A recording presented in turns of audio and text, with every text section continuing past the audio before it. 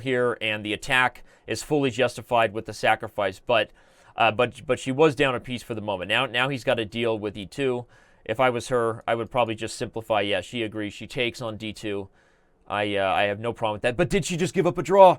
She just gave up a perpetual check. She can play g6? No, she can't. Oh my God, he played g3. Why? He should have just taken the draw. He may lose now. Oh, he wins the queen, and she falls. Wow. Talk about a game that she let get away. Am I right?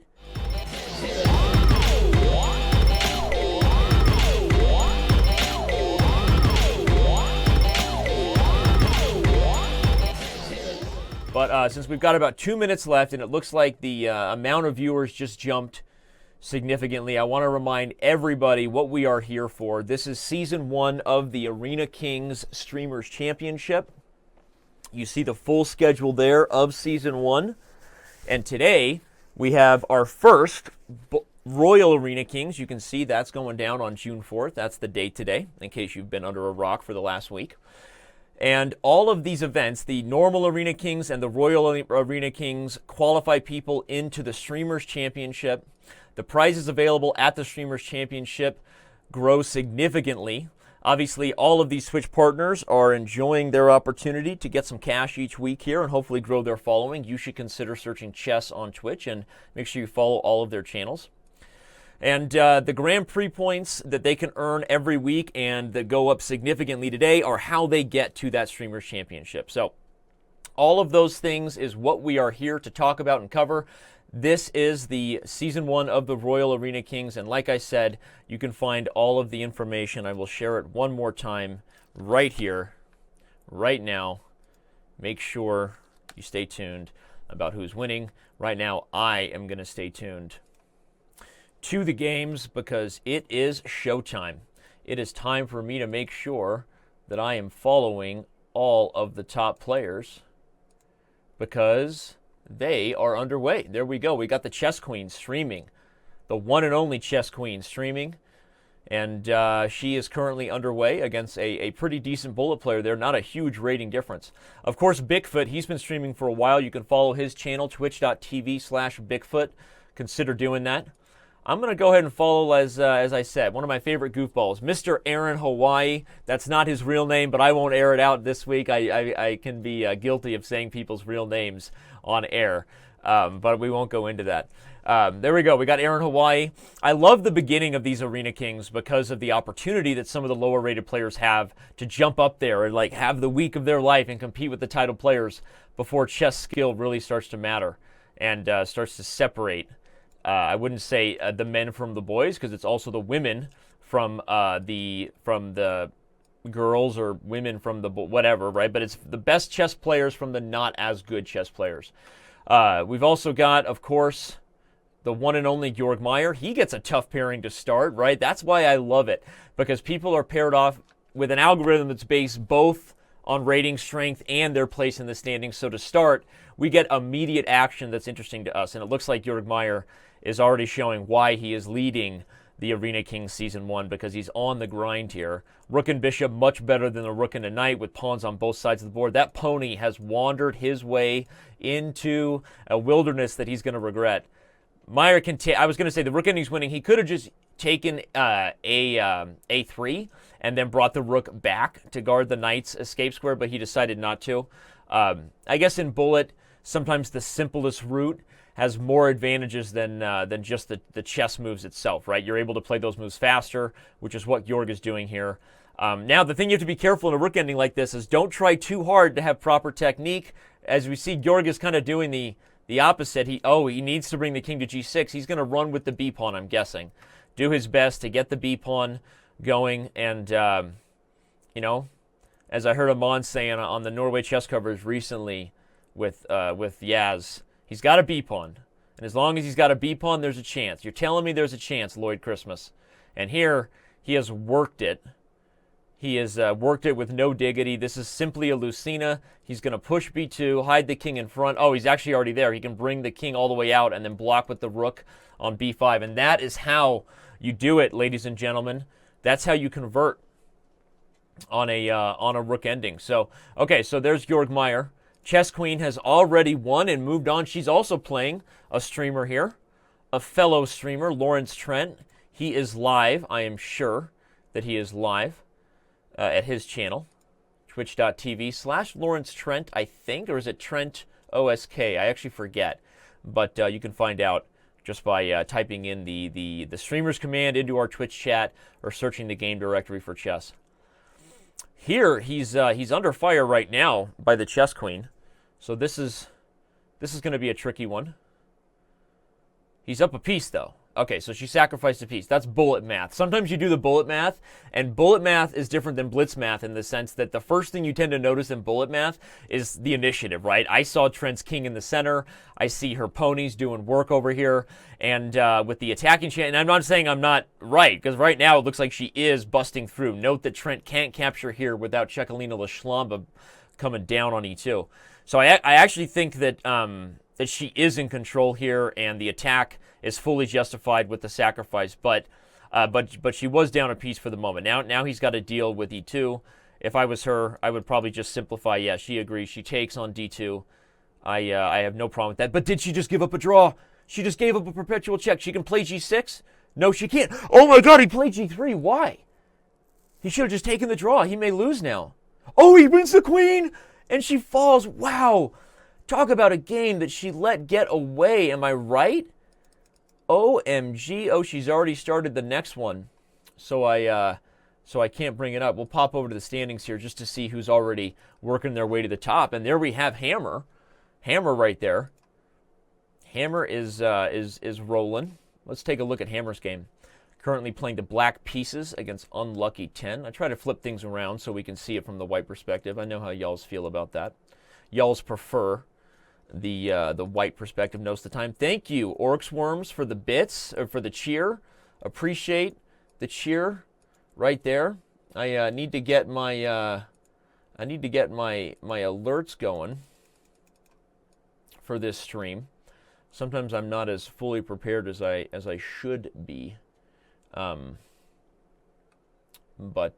today I've got it going. But anyway, I saw the chat there. Appreciate it. Shout out to everybody who's here. Thanks, UNC07. I'm not the best. You're the best. UNC used to be the best, right? Anyway,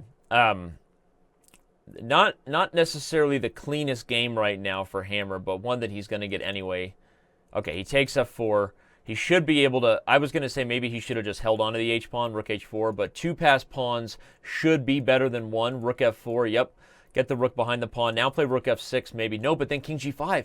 He might have already misplayed it. Okay, he's still going to get the king here in time. King e3 and king e2 should still be a pretty easy win for black, but that was not as clean a victory as one would normally want to have. Here he actually allows the transposition into the queen versus rook ending, and why in the world would he? Oh, he has 1 second. Oh my gosh. That was mind-blowing until I saw the time. So obviously from the perspective that Hammer had no time, we can justify the draw, which is a big thing. I don't know who Unlucky 10 is, but that is an untitled, clearly titled player. So we will be following that closely. We'll probably figure out who that guy is before the end of the show. Maybe he's streaming. Shia LaBeouf is not on this stream, Chess Bay, so don't you get any ideas. I unchecked that. Let me make sure I unchecked that so that you can't scare the bejesus out of me. I haven't, actually. Now I've unchecked it. Haha. So there will be no Shia LaBeouf nightmares.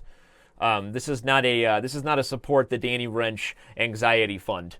This is provide official commentary for a big Chess.com event. If you're just joining us, thanks for being here for the Arena Kings Royal Week, which means bigger prizes, bigger fun, probably more inappropriate moments, the kind of things you pay for.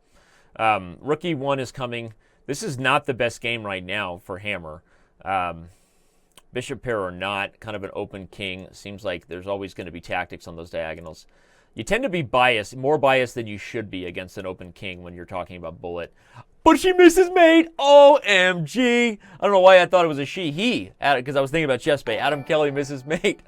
LOL. That's what happens when you overwhelm the back rank. BJH13 just subscribed. I love you, BJ. I love you. Oh, I missed the... Did he get it?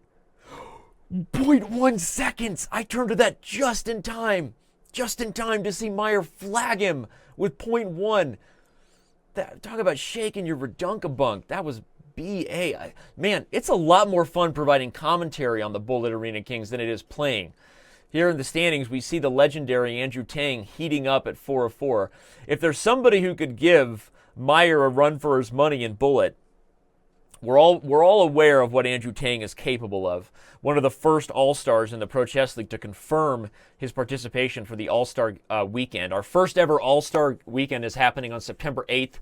I know that's kind of random, news, but keep an eye out for an exciting format where we actually, for once, get the best players all on the best team, right? So you have the Eastern All-Stars, which to start are guys like Magnus, Anand, right? Versus the Central, like MVL and Meier. Meier's one of the confirmed All-Stars. So pretty fun. Keep your eyes out for the first ever Pro Chess League All-Star game, which will be nice to give us a taste of everybody loves the Pro Chess League. So, all right, not even sure where to go. I'll make sure I'm following Mr. Tang. Okay, so we can keep an eye on this guy. Currently abusing Shamat Kanal. I mean, he's probably going to flag him, but he plays b5. That is a ruthless Tang trick because he just doesn't want there to be a 50 move rule. The truth is he should lose this game. Rook e6 is actually completely possible here. Rook e6 because the knight was pinned and goes after the b pawn. I'm not sure he sees this idea. Okay, now Tang is in perfect shape, but any pre-moves will be enough to draw this. I knew he was going to play rook takes a6, and now he might lose. That's how it happens.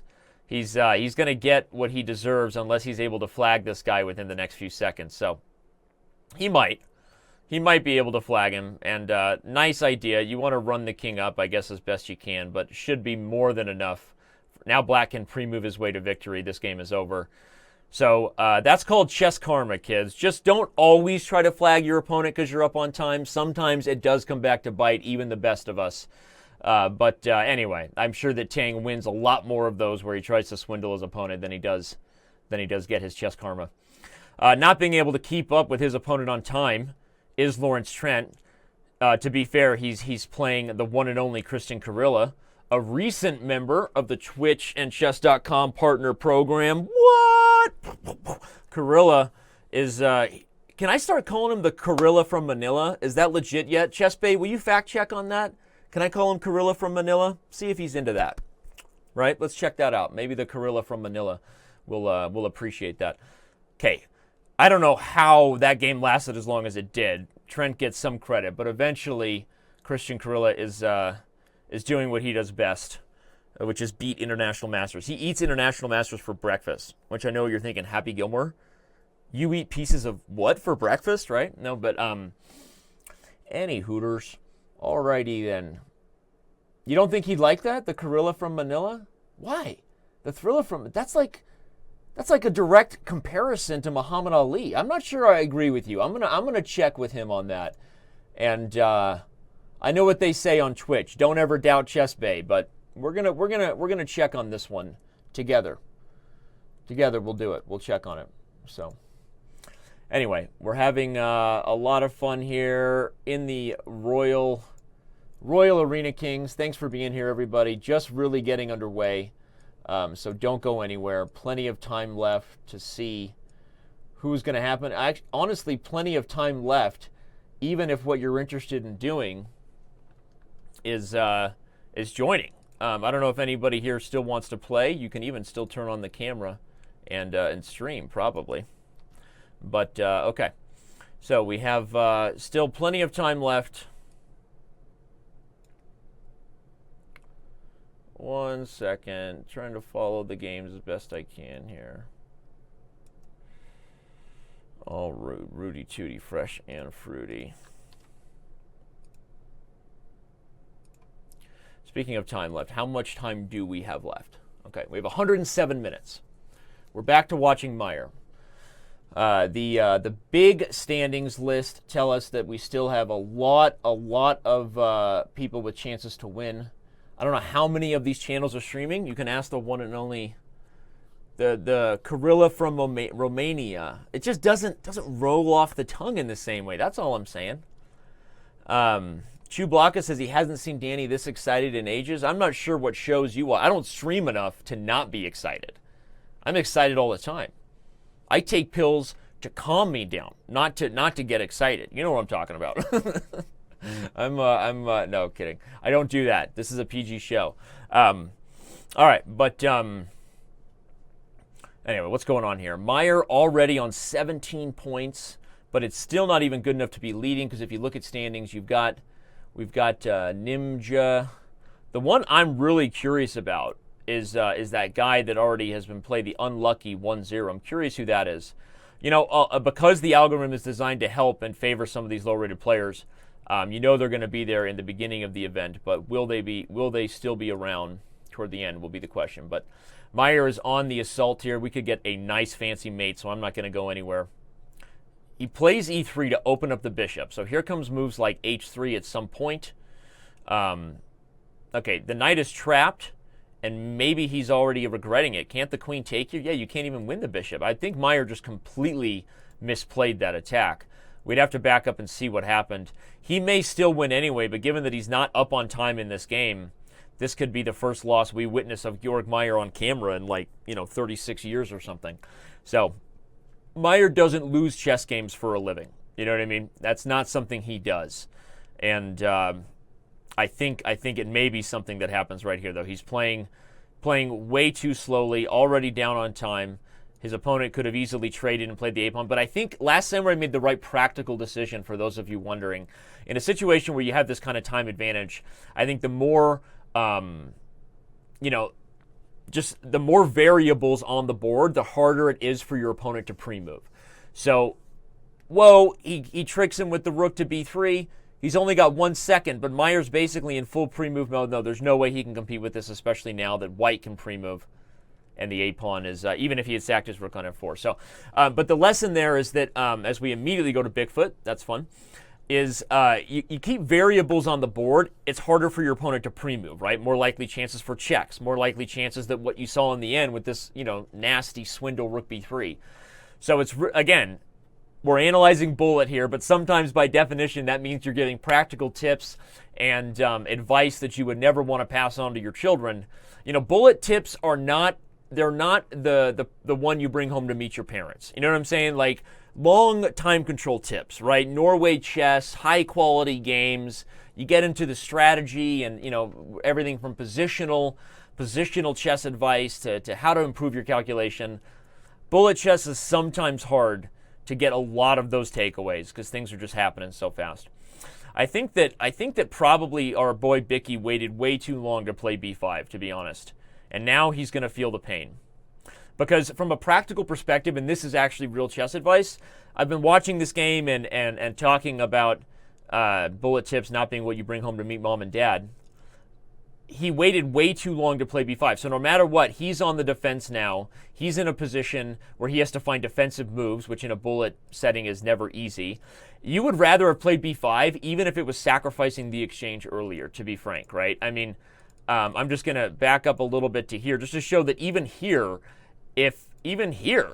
I would have considered playing b5, because from the perspective that I get the b file, even if you lose the exchange, in this situation, there's immediately threats of queen a4. Seriously, play white here. I might just go win. So from a practical perspective, and we're going to go back to the live position, we want to see the finish.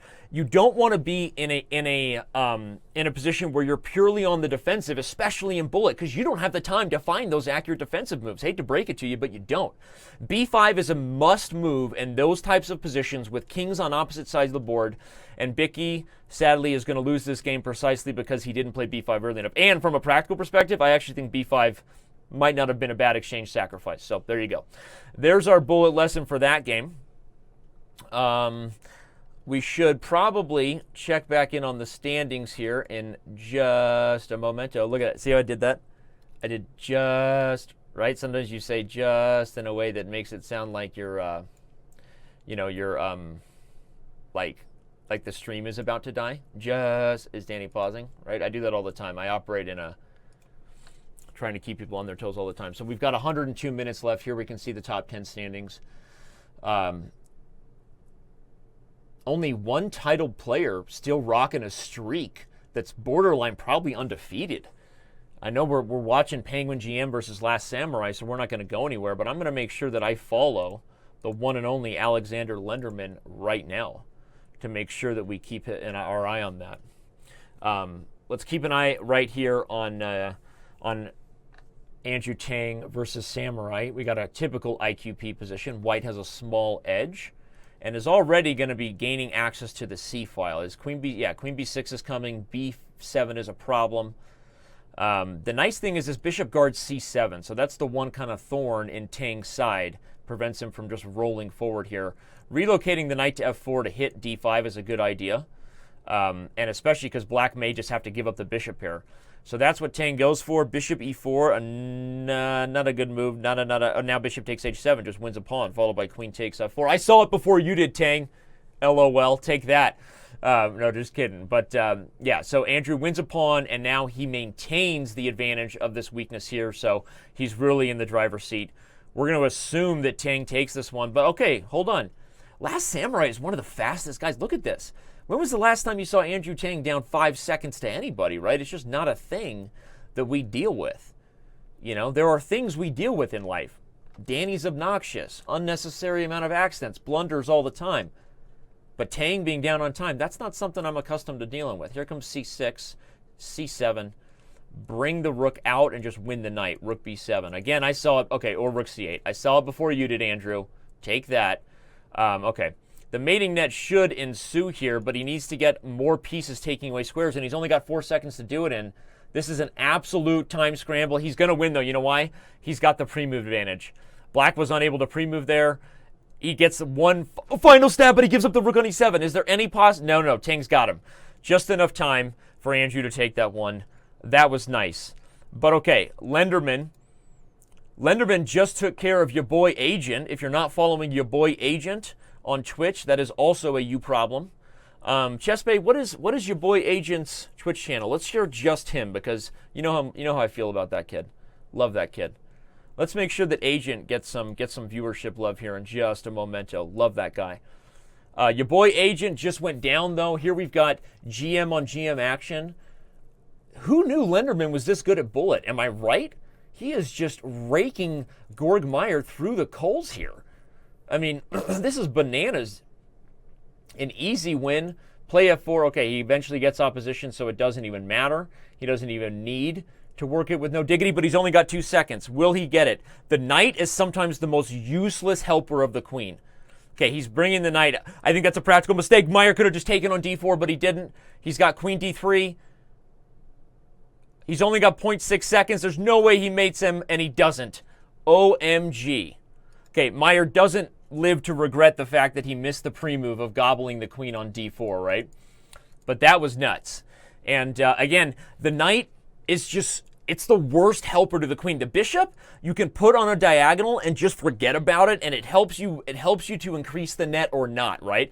But in a position where the knight is just such an awkward piece, you're constantly afraid of stalemating, it's really just not your favorite piece when you have 2 seconds to checkmate your opponent. I would almost have just, if I was Lenderman, I would have just put the knight in the corner and just said, forget about it, right? Yo, get over here. Yo, forget about it over there, right over there. That's what I would have done. I probably would have done it in that accent as well. Okay, but all critiques aside, Lenderman is still the top title player in the standings. Tang is heating up. He's on 6 of 6, and Tang is looking to show up, take some names, or take some you-know-what, and kick some names, if you know what I'm talking about. All right, so you guys can pick your flavor. I'm checking out into the chat right now. That's right, we got your boy Agent. He is in that list that was officially just shared in the twitch.tv/chess chat. Again, if you're wondering who is all streaming today, that you could find it, just search the chess game directory, or stay right here, as the official broadcast is the one place where you get to see a lot of random spamming of emotes like that, you know, in case you're into that kind of thing. All right, Hammer wins, and he's also maintaining his position right here, right, amongst the top players. Alexandra Kosteniuk, I'm not sure where to go here. I want to follow Tang here, actually. And okay, Tang is down the exchange and currently under the grind, right? So he should go down in this one. the young grandmaster from, I believe, Iran, one of the most talented blitz and bullet players on the planet, honestly. And here he is showing why. Currently in a position to potentially beat Andrew Tang, although I have no idea what he's been doing for the last several moves. Now he's got it. The A-pawn should be enough unless you give it up. And, okay, Tang is not out of it. Okay, now he's down on time and on the board, short of a stalemate trick. We are looking at a shake and bake, and just like that, indeed it happens. Okay, so there we go. Okay, time to go where the fans want us to go. That's Amon Hambleton, Grandmaster, KNVB, the one, the only, the bearded bra. Twitch.tv/chessbra is where you can find him. But he's taken on Meier, and that's not something people fantasize about. They have dreams about other things if you want to talk about fantasies, but we're not going. That's not the type of show, in case you got lost on the internet. That's not what we're here to discuss. We're here to discuss chess fantasies, and Georg Meier is rarely a part of many people's chess fantasies. That's a fact. So, and here he is just grinding. Honestly, this is disgusting. Like, everybody just came to this board and they went abused, right? Amon just got abused in that game, and I'm not even going to comment further because that was nasty. Attacking on the dark squares is how that game was going to end, which is why he resigned. So back to Lenderman. Back to Lenderman, who somehow got himself a decent pairing, taking on a non-titled player, but also somebody struggling with a bad connection. Look at those two bars. You can see that he is not on a solid connection there. You see that on the top of your screen. One of the ways you can establish whether you're playing somebody with lag or not. We see Lenderman rocking the excellent zero lag connection to the Chess.com server, so good for him. Shout out to VSim, all of our subscribers. Thank you for your support. Thanks to everybody tuning in to twitch.tv/chess. With you, all things are possible. And shout out to everybody at Chess.com TV too. Trying to do my best. This is rough to both engage with chat and provide all kinds of crazy commentary. I'm not sure that's true or not true, Spaceman8916. I can control myself anytime. I just simply choose not to. Okay. Thanks for the thumbs up from Finns. The one and only Floyd Akash bringing the funsy. We might as well name him Funds0905, right? Because he is the cleanest thing in chess. You know, he is the cleanest thing in chess since Botvinnik. That was a blunder. Vicky, where you going, man? You're losing your focus, brah. That was not our boy Bick's best. Okay, he blundered the knight on g4. This is where we want to go. Andrew Tang taking on the Count. Still not up there with Lenderman, but somebody we expect to be there in the end, along with the other top bullet players on the planet. Tang is right there. Although here he's in a, again, down, and down on time. So not in his best situation, though he did just win the exchange and should have the draw in hand. Indeed, he gets it. Okay, very nice way to swindle your way out of it. Back to Georg Meier, the man leading Arena Kings Season 1 as of this moment. Just took down Amon Hambleton. Looks like he's about to take down another streamer, Stewie Griffin, also a streamer within our program, so make sure you follow his channel. A bilingual streamer, actually. Streams in English, Spanish, I think, like Neptune, and like in Saturn, too. He speaks all kinds of languages. He's a blasty McBlasterson. All right, Aaron Hawaii, the goofball. Follow this guy. He's rocking a 937 rating, coming in strong, right? Get the Chess Bra, and all subscribers to Chess Bra. I know there's a lot of you in the chat. That's Penguin plays in reads. I play and read too. I just don't do either well. All right. Well, the battle of the leaders is going down, so I think we got to check out what happens between Lenderman and Tang. Not necessarily leaders overall, but amongst the top title players here. Lenderman impressing me right now, I got to be honest. Especially because Lenderman's streaming, right? I'm pretty sure Lenderman's streaming. So there's a lot of you tuning into the show here, so I got to remind you that one of the things that makes today's show a little different is that in about 90 minutes, the show is not over. In the Royal Arena Kings week, the top 8 players actually move on into an elimination bracket. Okay, I'm going to bring up the format real quick here just to remind you that this week is a Royal Arena Kings, which means more points on the line, more prizes, okay? And it means that right after today's show, the top 8 players will immediately get moved into an elimination bracket for those points. So you'll know that there's only about 8 guys left streaming. I'll still be doing commentary here. So this is an extra long show. We need to pace ourselves a little bit, he says to himself, because there's going to be a lot of chess going on. And yeah, Lenderman streaming on his old Windows 95 computer with the tin can. You know, you got to get the string really tight. I recommend you wet the rope first, then you tie the tin cans. Because what happens if you wet the rope first and then tie it to the server and your computer, when the rope dries, it's a little tighter. That's a Boy Scout pro tip for you, okay? Always wet the rope. Hashtag you heard it here first. All right. What happened here? I didn't even pay attention to what happened because it didn't matter. We still got a long way to go. Lenderman and Penguin will be playing each other again. So, yeah, going to be fun. Make sure you stick around for whoever makes the top in the standings. Faux show.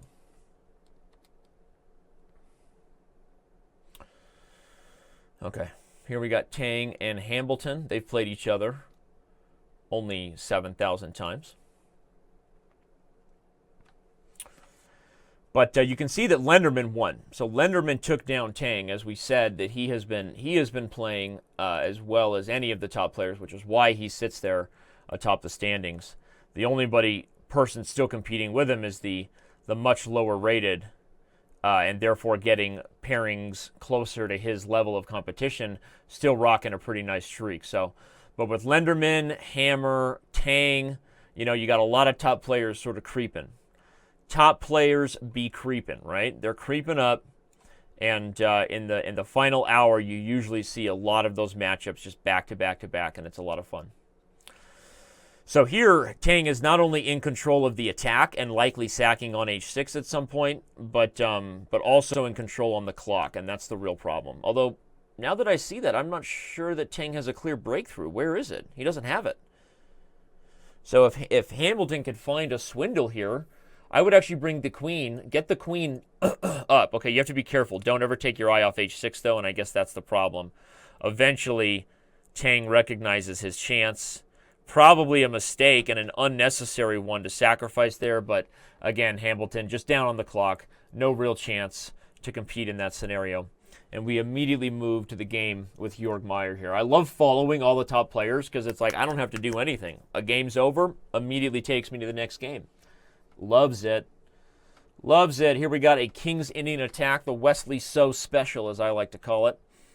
Okay, g6, but the problem is that White, it's only a matter of time before White gets surgical up in these dark squares. The question is, does Black get enough open lines on the queen side to compensate for that? Because here it comes, right? Queen d2, bishop g5. You want to eliminate things, get all up in this f6 square. But okay, maybe... I mean, I would have to bet on Meier, given that he is a 28, 50-plus grandmaster on our server. Logical nonsense is not. Now he has bishop a4. I think you just call his bluff, right? Ooh, he calls his bluff in an even more aggressive fashion. You got to take with the pawn. Here comes knight f6, though. You're going to have to back up the lady. That was a strange move by Georg, honestly, queen c5. I got to be honest. I think just going more straightforward for the c-pawn made sense. I would have played bishop a4 earlier, but okay. He's still in control. He takes on c2 now. Surprised that he didn't. Okay. But he's going to get the endgame he wanted all along, I guess, so that makes sense. And given that he's also up just a few seconds on time in a better endgame, he should be in charge here, right? And the reason we say it's better is because despite White's passed b-pawn, the h-pawn competes with that, and the truth is Black is in a better position to go after White's weaknesses. Again, probably rook d2 is a little better. I'm not going to criticize Georg Meier too much. Again, it's bullet, but he's doing what he needs to do to clean up, and White's pawn structure being so much worse is why we like Black this whole time. He can take, still get back to the b file in time. And we've seen Georg Meier win a few rook endings in his career, right? Not his first rodeo. Very nice move to cut off the king. Oh, he played g5, pre-moved it. So White just missed that. It doesn't really matter, but the pre-move there, allowed white to get a queen for a moment. Okay, there was no real other better option for white though. He plays g4, I for an I. You get me on a pre-move scandal. I get scandalous right back up in you here. Play rook f5 so the rook guards the pawn and then get the king active. Okay, he's deciding to do the check dance. The problem is if you repeat 3 times, it's going to be a draw. Here he goes. Get yourself in a position where you can lead on pre-moves. And that's what he's doing here. Okay, he's trying to do that, but there's not a lot. I don't. Okay, this is not. This is getting weird, wacky, and wet. Okay. Why did he sack his rook? Logical nonsense. That is like playing against the top player who you just get so nervous against, right? You play against the top. Like if he doesn't play rook takes f3, logical nonsense wins that game against Meier. I mean, like Meier just completely botched the time scramble. So yeah, that was a dirty flag. Dirty flag. Thanks for sharing that.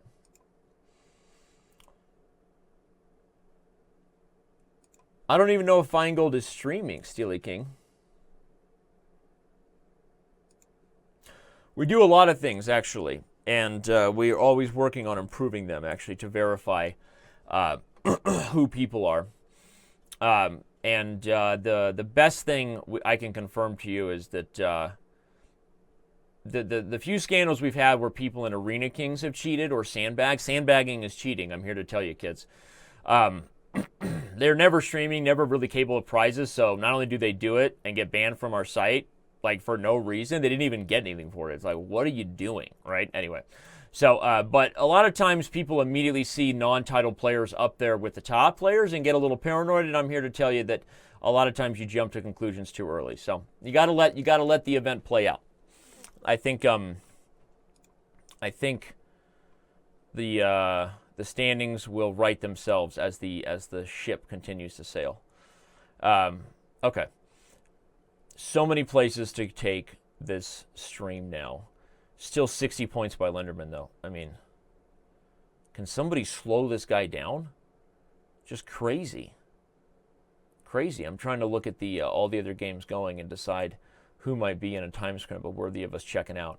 Hammer's still here amongst the top standings, currently playing a FIDE master with a big time advantage.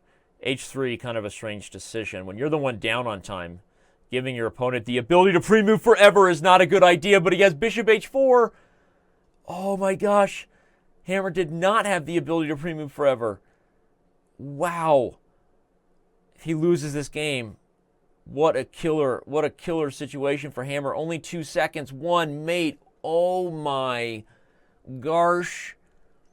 Again, if you miss the tactic, everybody, the point is bishop h4 came in, and there was no way to take the bishop. I can put the standings back here so you can follow that and bring up the analysis board if that's what you're into. GMJLH history, and I bring up that game here, and I'll show you exactly what happened because it is instructive, and sometimes we learn things from bullet games that we can apply to our own right here. So obviously, I was critical of the FM putting his opponent in a position where he could pre-move. The problem is Hammer took my advice. He's like, "Oh, Danny says I can pre-move forever," and he did. He had the idea of king to b1 or bishop c1 on lock. If you're going to pre-move, put the bishop here to guard g3 first, because then even if you miss one pre-move, for example, let's say you play bishop e1. Okay, let's say you play bishop e1. Something random happens, right? Now you're just going to pre-move back and forth.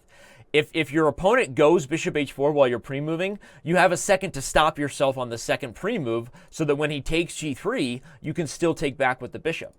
The problem is in this position, Hammer lost himself and allowed bishop takes g3. Of course, the bishop is poisoned due to the fact that h2 and h1 is lights out. But even with what he did, it didn't matter because black was able to get a queen anyway and still, oops, I don't want to be in the event.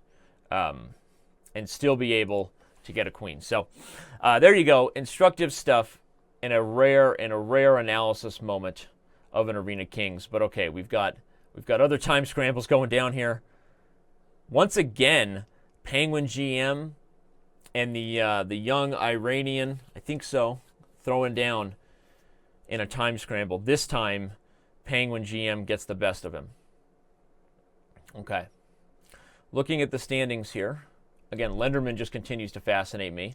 But the game of two of probably the biggest names that we know in online blitz chess is going down right here. Hammer taking on Georg Meier. Hammer got hammered. I'm sure he's never heard that one before. So, yeah, good pun. That's like saying, hey, Rensch, you're a tool. Or, hey, Danny, did you name your kids Monkey, Allen, Crescent? You know, it's like, hey, come on. Although, the guys that have tools as names, Rensch, Hammer, you know, I think we do okay. You know, as far as the nickname, you know, make fun of you category. I think there could be worse situations, so. All right, Meier eventually works his way around to the pawns on light squares. Whenever you have pawns on the same color of your opponent's bishop, these are the sort of things that might happen to you. Oh, I think he wasted his time with bishop f5, but he gets f7 just in time. A very, very nice swindle, but only 2 seconds. Meier likely doesn't have enough to win anyway, and he better just take the pawn. He doesn't take the pawn, he's going to lose on time. He just needs to take the pawn. Okay. Whew! That scared the bejesus out of me. Chess Bay gifting a tier 1 sub to Floyd Akash. Thank you so much. Chess Bay, that is your 50th gift sub on this channel. Can somebody give Chess Bay a cheer? I say cheer for, you say Chess Bay, cheer for, Chess Bay, cheer for, Chess Bay. There you go. Thank you, Chess Bay, for all your support and all of our subscribers and premium members. Whatever chat room you prefer to hang out at, we appreciate your presence. Okay. Well, Meier has to settle for the draw on that one. I think he wasted some valuable seconds with those 2 pawns running up the board, F and H. Okay, but who am I to judge? Taking on Kasper Pollock, also a new member of the Chess.com Twitch partner program.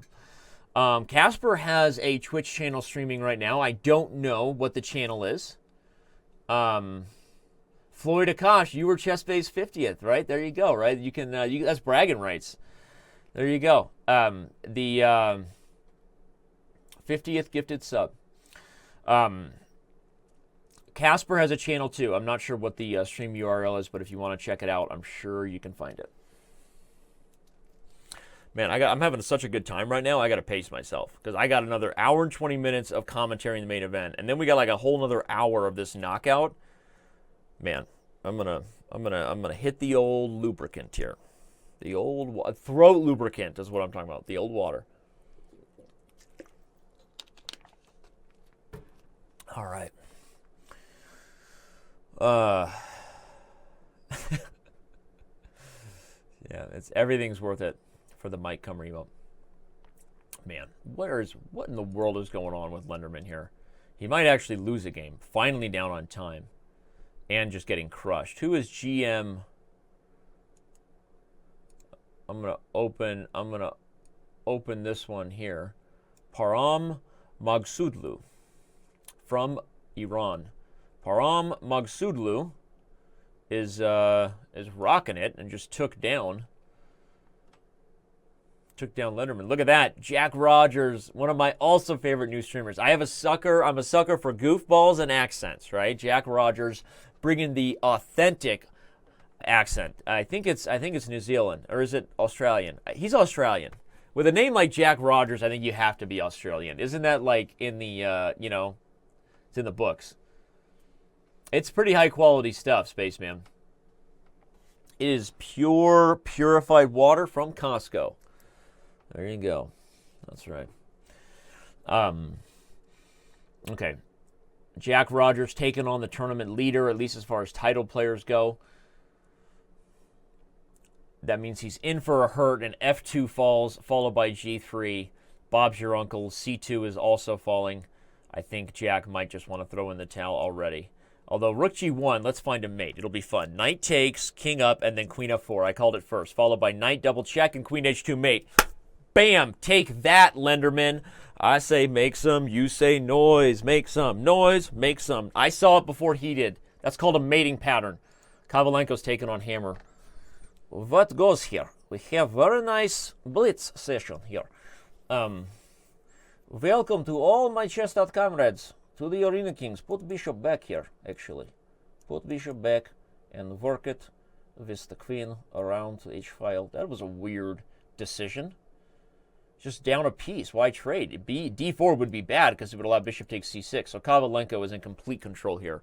Yeah, not the best work. He's just going to take c6 and play b7. Hammer's probably going to resign. Indeed, we called it. So that is a good lesson.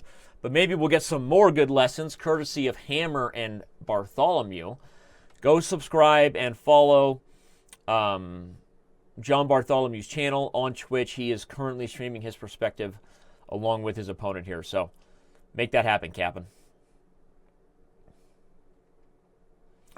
Finns was playing well. Wasn't d5 just hanging there for several moves, though? I'm going to make sure I follow the one and only Bartholomew so we can pull up his games more quickly in the future. But I'm pretty sure Finns had better chances than he took here. But again, when you're constantly afraid of just getting down on the clock against a guy like Tang, right? You're not even playing your best chess.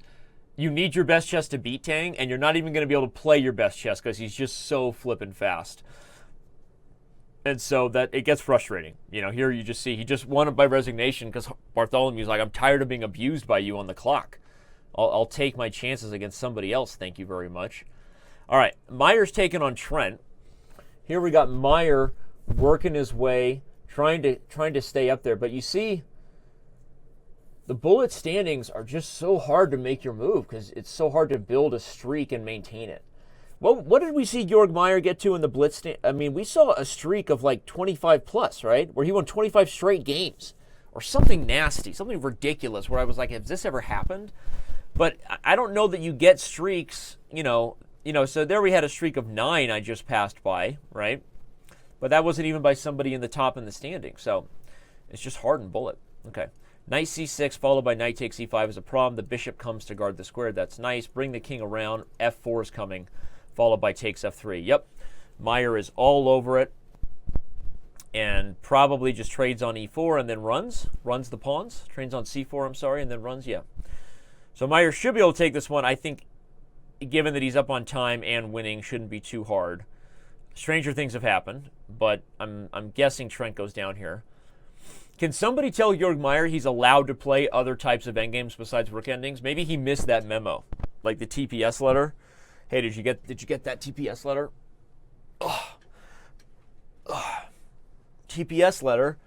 What the bleep does that mean? Oh, classic. Love that movie. What is Meier doing? Just get a queen, dude. What are you doing? Okay, like, he's just playing with him. What is he doing? Okay, wow, look at that. That was dirty. He did that for his followers on Twitch. So, bravo to Meier. He gets a golf clap for choosing to entertain chess fans before execute high-level chess moves. You know I'm all about that. But that was a little risky even for my biscuits, you know. Ooh, what do we have here? No time. Wow. Bartholomew taking down Hambo, right? Maybe not a huge shocker, given they're pretty even on bullet. Okay, but Hammer, with just enough time, should be able to deliver the goods, and he finds it, wins by checkmate against our friend from Iran, who we just followed earlier, who is now paired with Lenderman. Man, you just pick your flavor, right? We got Tang versus Hammer, Lenderman versus, again, I'm going to open up in a new window because it was Magsudlu. Param Magsudlu. I'm going to try to remember that. So I'm not sure where to go. I'm going to choose the Tang game mainly because Lenderman, despite being in first place, he has kind of a boring repertoire. It's probably why he's so good at bullet, right? Just so he's like a doctor with no bedside manner. You know, he just comes in, gets the job done. You try to make a joke and you're the one not feeling well because you get awkward when you're insecure, like me. We've all done it, right? And you make a joke with the doc like, hey doc, you know, give me the bad news first, whatever, and they just look at you. Look at your family member, and then they just he's just a boring doctor who gets the job done. That's who Lenderman is. You know? Who is a glitchy stream? For his followers on his... Meier needs to improve his setup, huh? Maybe I'll talk to Georg about that. Maybe we can help him. Maybe we can provide Georg with some support to get a... I didn't know that. I didn't know that Georg had a rough streaming setup. We've been helping a lot of top players get going recently, right? Fabiano getting a better setup so he can stream. Hoping that Hikaru Nakamura gets his growing channel going again soon. But all right, I didn't know that. Good to know. We will try to help out, Mr. Meier. Okay, what we have here?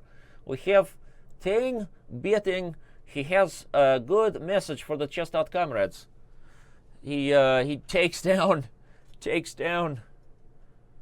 Okay, there's some. I don't know where to go. We got Kirilla from Kirilla, not pronounced Chirilla. Would he go for that, Chessbait? Kirilla, not pronounced Chirilla. We got Kirilla, not pronounced Chirilla.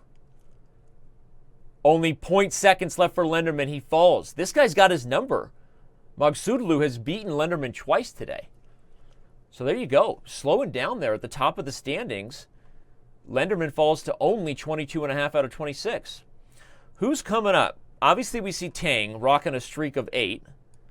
Right? You've got Hammer and Meier. But right now, there's so many other places to go. Where do we want to go? I guess the game between Tang and Amon is actually very similar to what we saw last time, where Tang is just taking it to him here on the king side. But what's worse is Amon just has no moves. Right? Rook g5 is just crushing. Ooh, Tang, you missed it. Rook g5 was crushing. He missed it. Rook g5 is still, I think, winning. But it was better when the queen was on the f-file because there was no way to take it. So play queen f3 and then rook g5. There you go. There you go, Andrew. There you go, boy. There you go, boy. Right? I know Tang doesn't like to take tactical advice from an international master from his least favorite chess website, Chess.com. But I'll give it to him anyway. All right, so Tang takes down Hambo. That's expected right now. Tang is just, honestly, he's on a roll, and he's probably going to win the event as he works his way up to the old tippy-tappy, the old tippy-top of the standings here. All right, so we'll come back in here. GM moves or G moves. Is that like a G6 jet? Like a G6, like a G6? Or is it GM OVS, right? OVES is like some form of IBS. He's like gluten and lactose free, and he's a GM, right? I don't know what's going on with that username. Maybe he needs to clarify that. Okay. Oh, you know what big win we just missed? Finns just freaking smashed Lenderman. What in the world happened here? I have got to look at this game. That's an 11 mover, everybody. Whoa! Oh, he just caught him in a pre-move. That's all that happened. Okay. So it wasn't as sexy as we initially thought, but that's still not every day you see John Bartholomew beat Lenderman in 11 moves, and that's why you got to be careful not to pre-move out of the opening. You want to hear a funny story? Come on, I'll tell you a funny story because that's what we do. I don't get a chance to tell you guys stories that often. One of the first times, it's happened many times, one of the first times I got Hikaru to curse me out and then censor me, like block me on ICC, Internet Chess Club, another chess site, was like the exact same opening. It was, I got to show it on analysis board because it was a fun town game. I'm just going to show the history. Finns 0905, hello, I am here for you, Chess.com comrades. So look at this game here. So Hikaru just resigned though, but it was a similar thing where I played his repertoire. He played b6 and I played here, and he had pre-moved c5 instead of bishop b7. Okay, anyway, so he had pre-moved c5 and I took his queen. And the truth is that's actually not a bad pre-move. It's not like I was playing for a scandalous win because bishop g5 is a completely playable move there against both Lenderman's bishop e7 and Hikaru's c5. So I just wanted to share that. It was fun. Don't worry, me and Hikaru, we're good now, okay? But everyone remembers their first time, beating Hikaru because one, I think I've beaten him like 10 times anyway out of like thousands of games. But everyone remembers their first time with Hikaru. No, Hikaru did not win on time. He resigned, cursed me out, and blocked me. It was awesome. Honestly, it felt phenomenal. I felt so good. Anyway, so here we go. We got they keep saying, Danny, you can't always tell every story. You know, some things like, you know, you can't, no, I'm a big crazy, I don't know where to go here. Okay, Bartholomew's on a roll. After that big win against Lenderman, he draws Meier, not an easy thing to do. And immediately gets going here. Once again, playing the black side of one of these weird... I'm trying to look for Lenderman. Oh, there it is. Lenderman playing Trent. I don't know why it took me so long to find that for some reason. But okay, Lenderman is playing Trent, trying to maintain his position there atop the standings. And he's looking in the rear view. You know when you're running and they say, don't ever look at people behind you, right? But everybody's like, right? I mean, I've run a lot of 5Ks before, and who am I kidding? I'm always in last place. There's not many people to look behind me, but when I do run a 5K, it's nice when there's somebody behind me. I'm like, I'm faster than you, and I'm not very fast. All right. So Lenderman taking on Trent, trying not to look at who's creeping up behind him. Looks to be in decent shape, I think, although his king is a little awkward here. Not sure why Trent's taking so much time deciding whether he could sack the exchange. He decides he can. He allows the knight to come into Forktown. My best 5K time ever was 24:28. 24 minutes and 28 seconds. Which was only like a year ago. I'm not a runner, okay? That's not my thing. But my box where I do CrossFit, my gym, they call it boxes in CrossFit. I don't know why. But anyway, the box where I do CrossFit, sometimes like the workout of the day, they do it a few times a year. It's just a 5K. And it's just kind of a thing that they like to do. So I run 5Ks when they force me to. But it's not my favorito, paired well with Doritos. What is going on here? Just like an unnecessary amount of sacrificial pre-moves, but he's only got 6 seconds. Look at Trent trying to make it as nasty as possible. Almost played h6, and still, that was a very, very dirty girl. That was a dirty trick right there, everybody. Look at this. Trent plays king h8, and if white had played h6 instead of king g5, the timing works out where it's stalemate. But he played h6 with tempo, then g7 tempo. So very well played. Very well played by Lenderman to make sure that Trent didn't swindle him. Penguin GM still rocking the winning streak, but where is he? Why don't I see his games? He's on a winning streak of 9. Did he just take a break or something? Because he's not playing. He's just sitting here with a winning streak of 9. That's weird. Not sure. Yeah. Checking out the chat. Hikaru was angry that day. That's right. Checking out the... hey, guys, it's me. Hey, Sorjan from Norway? I don't know. So, Diamond member in the Chess TV chat. Appreciate you. He's taking a break. Yeah. Makes sense. I mean, I was just curious why the standings weren't changing. But it may be a break he comes to regret, right? I guess he still has plenty of time to pull it together. But Lenderman increased his lead by a few points here. Okay. Alexandra Kosteniuk doing her best to launch this attack. She's going to go to Sacktown on h4, but patiently waiting before she does so. Bring the rook over. Now f4 and knight takes are both possible. Okay, she goes with knight takes. Good enough for me.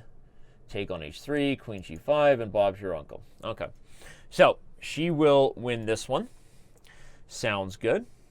Hammer and Trent. What in the world? Look at it. Does everybody do this? Okay. What are they trying to do?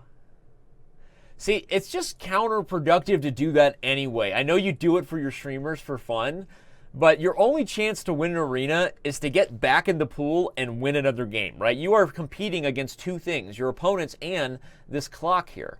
62 minutes left. So I don't understand why they do that. I would have chosen not to do that. But okay, Lenderman continues to maintain his position. We see Meier and Hammer. In fact, Meier and Hammer are paired up. So let's jump over to that game right now. Don't mind if I do.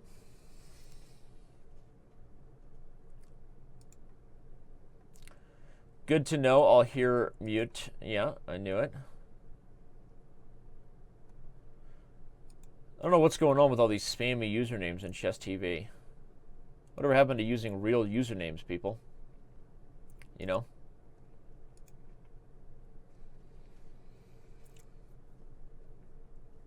All right.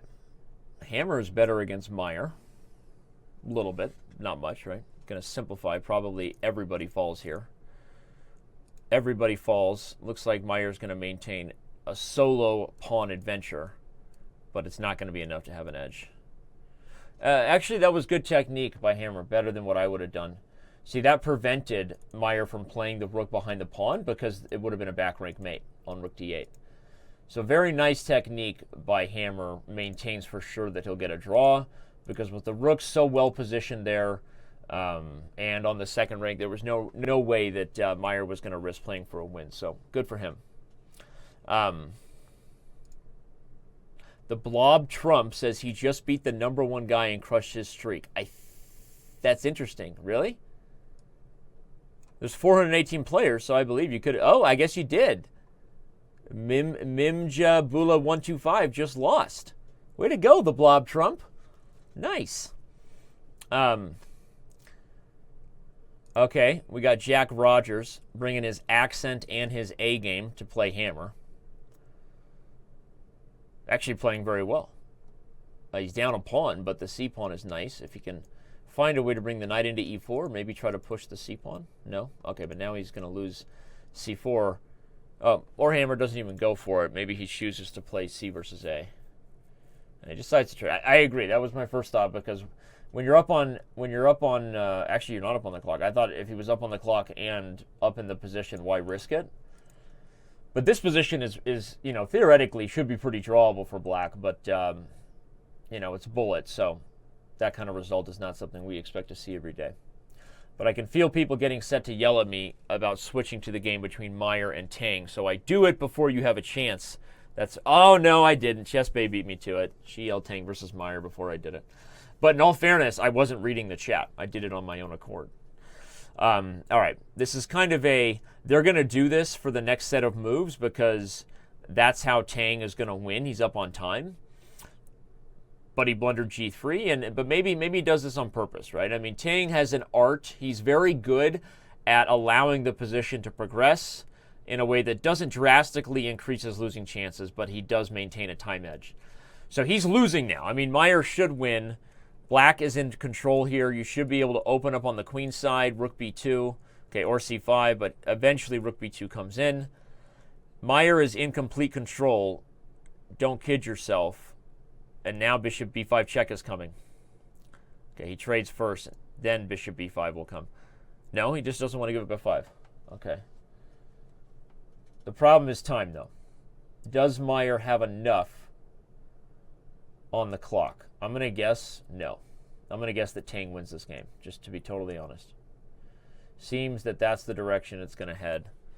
Oh my gosh. Classic Tang. Look at that. That was nasty.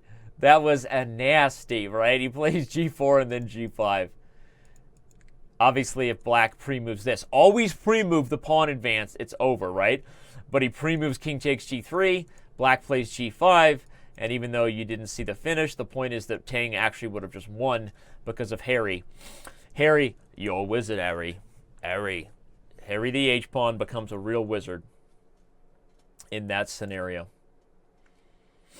Okay, so where do we go? Where do we go? We've got Lenderman taking on Samurai with no time on the clock. Isn't queen d8 going to be mate? But I guess Samurai doesn't have the time to deliver that and gets mated himself. Wow, okay. Good stuff there.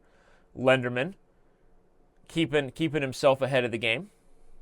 We got GM on GM action over here.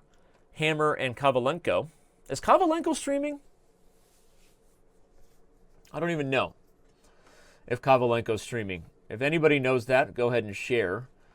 Because because I'd be curious. Want to give Igor some love if he's streaming, but I don't think he has a channel. Thank you, Dr. Brian in Seattle. I appreciate your support. Doing my best with the commentary. Thanks for being a Diamond member. I think I would like to do chess boxing if I was going against somebody that I could beat at chess and physically. But do you want me to like not answer the obvious truth to that? I'd love to do chess boxing if I was boxing against somebody who I was better at both sports. You know, if I was international master versus NM, and maybe I got like 30 pounds on him, right? Hook, uppercut, right? Anyway, that would be my answer to that question. Thank you from the Twitch chat.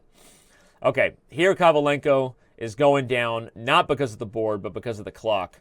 So Hammer doing his thing, maintaining himself. Look out for Hammer. We still got 55 minutes left. I know it sort of seems like a two-horse race right now, but Hammer is not going away, right? He's right there with Meier, jumps up to 14, currently 21 out of 32.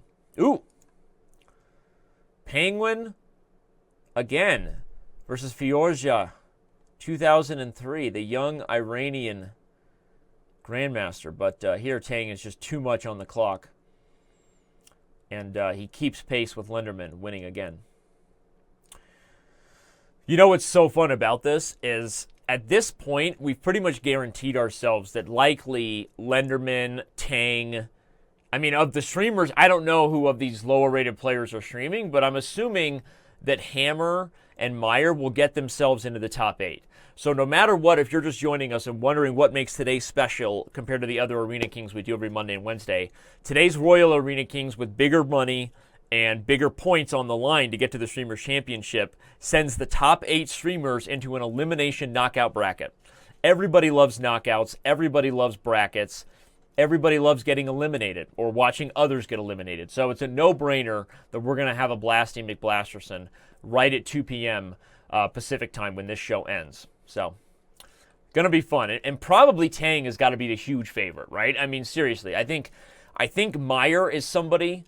Okay, Lenderman's been great today too. I don't know, right? I don't know, but it seems that when you get all these guys and the gloves come off, and Blitz, I wouldn't put Tang as a favorite over, frankly, like any of those top 3, Hammer, Meier, or Lenderman. But in Bullet, it should be interesting. So stay tuned. It's going to be fun. Thanks for being here, Beechen N. This is exciting. You're right. Thanks for sharing the Yaz emote. What's up, Spewreeky? Hi. I want to get my own emote. Why can't I ever have cool emotes? Why doesn't anybody help me with that? I'd like to do my own version of the girl that waves hi. Hi. Is that creepy or what? Hi. If someone wants to screen grab that, we can get an emote of it. Ready? Hi. Hi. Let's screen grab that. We'll do it. Hi. Hi. Okay. You're creeping out the kids, Dan. Focus on the chess. Okay. Noted. All right. Lenderman, 91 points. Should be in control here, but he's down a little bit on time. You want to get the rook's double. Okay, that was nice. You're going to flip the script around if you can run the king out of checks. This guy is making it really tricky on him. The problem is in order to make it so, he's been using a lot more time than Alex.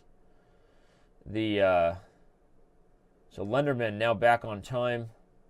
Oh, really? No, he wasn't. He's just down on the... Look at that. He's got a bad connection.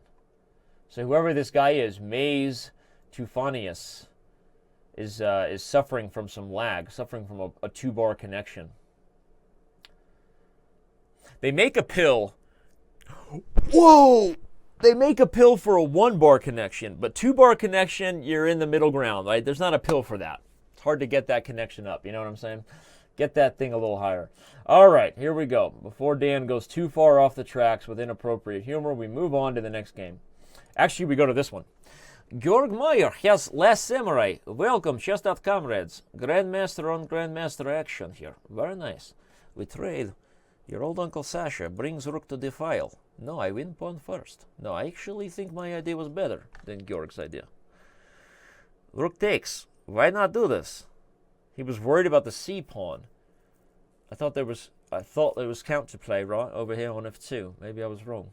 All right, he's still got to draw right here inside. Play a5, sit tight, right here on the dark squares. Everybody's right. Everybody feels nice. Everybody's real tight, isn't it? Should be nothing but a draw thing, baby. Nothing but a draw thing, baby. Right here, black is doing just fine. All right. Lenderman and Penguin GM. When are we going to get these two to throw down? Back-to-back games. That's what Mr. Miyagi wants, right? Diallo LaRusso, Johnny, sweep the leg, Johnny? What's his name? Johnny. What's Johnny's last name? Oh, I hate it when I fail on pop culture. Ooh. Tang, Hammer. Tang's just winning. Not very interesting. Yep, and up on time to go with it. Tang Town working his way up, currently riding a winning streak of 5 in a row after that game. And he's about to join Lenderman, actually right there with 91 points. The standings just haven't updated yet. So Lenderman and Tang are gearing up for numerous showdowns. Right now the timing just hasn't worked because we want to get games for people as fast as possible. The algorithm favors 3 things. Quickness of pairing, rating of an opponent considered to be your peer with an expanding band, and the third thing being your position in the standings, right? And not necessarily in that order, but we try to have a fun format that really gives everybody a chance to compete as long as they're performing well against their peers. So I know I've said that before for those who watch these shows, but I actually think it's kind of a fun we call it the Mario Kart of chess, because when you're winning and then like the person in 8th place gets the blue shell and then right, and it's like WTF, right? Why the face? I'm such a better racer than my kids, and my 12-year-old thinks he's good because he gets like 3 red shells when he's in 4th place. Who wouldn't win if they get 3 red shells in 4th place? Try not being in 4th place on the last lap, Nash. How about that? No, I'm not angry about it as your dad. Any Hooters. All right, here. We move on over here. Who we got right here? We got, hey,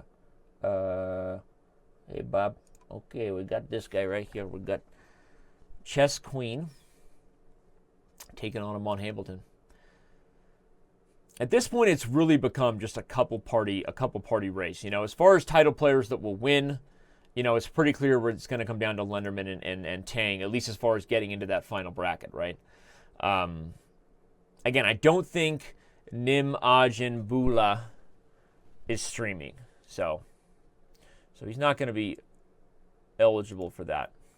Lenderman taking on another streamer. Search chess on Twitch today. You will see there's a lot of people streaming. How many people are streaming right now? That'd be fun. Chess Bay, are you willing to look at that? I hate to ask you to do anything. You're already doing everything, but I would love to know how many people are streaming right now. Yeah. I would love to know. Oh my gosh. Tang goes down. This guy's fast, but he's also got that awkward lag, huh? Yeah, but Tang was actually losing this one on the board and on time, so even the best fall. But again, sometimes that lag, I know people think lag is the worst when you have it. It is. But also when you're playing somebody with lag, it can be really irritating because it throws off your timing of pre-move, right? When they have a bad connection and you don't. So, I'm gonna give Andrew the benefit of the doubt on that one. Haha. Everything I ever wanted, and then some. Here we go. Okay, but this is just, Tang is just, he's bringing the pain. He's probably going to go drink a glass of Tang right after this, right? Okay, Queen E3, look for tactics on C6 to come, because as soon as the queen overprotects this pawn, the rooks can get jiggy over here. Although now he might just trade and hop in on the dark squares. Indeed he does. Probably, okay, I thought maybe Lenderman should have kept that bishop. Time is favoring the white pieces right now, clearly. But I don't know that he really converted that well on that advantage. Obviously, if you're looking at Andrew's position earlier with the pressure on the C-file and the potential tactics on the dark squares. So I think Lenderman's position is fine, but time is the problem. Now you got to go after the D-pawn. Indeed he does. He switches the battery. Rook D1. Okay. You're going to go after the C-pawn, maybe poke, maybe play a little tickle back and forth. No, you don't have time. No time for tickle, right? It's like when your kids want to wrestle and it's bedtime. There's no time for that. Get in bed. Yeah, there's no time for tickle here. Lenderman is just running out. Queen B3, there you go. Bring the pain. C7, the knight works itself around. If you take C7, knight C5 check. Okay, indeed he's going to... Oh, the worst way to do it, Lenderman. He could have at least played king here and tried to sacrifice that way. But, okay, Tang winning the first head-to-head battle against Lenderman of the day. Not quite enough for him to leapfrog Andrew in the standings, as you can see. But on his way. Indeed he is. Okay, so many other places to go. Georg Meier currently working it over here. Up on time and completely crushing. So we're going to assume he takes care of business here. Chessically inclined, somebody that's been here amongst the top in the standings for a while, but I haven't given a lot of love to. A titled player in the form of the NM title, National Master Chessically Inclined. We'll keep an eye on this guy as well in case, because I'm not sure he's streaming though. I asked ChessBay to look at streamers and then probably didn't even see her answer. That's the kind of jerk face I am. But okay, I see some streams being shared there, but it looks like there's about 50 people streaming in the chess category, and if I had to guess, most of them are streaming the Arena Kings. Indeed, as Chess.com Simon has just confirmed, about 30 people streaming right now. So pretty fun, pretty exciting. Chessically Inclined is streaming. Thank you for that confirmation there. Okay, awesome stuff.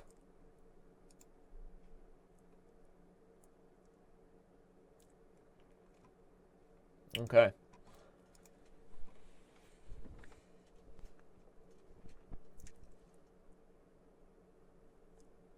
Chessically Inclined looks like he's on pace to winning it again here against a FIDE Master.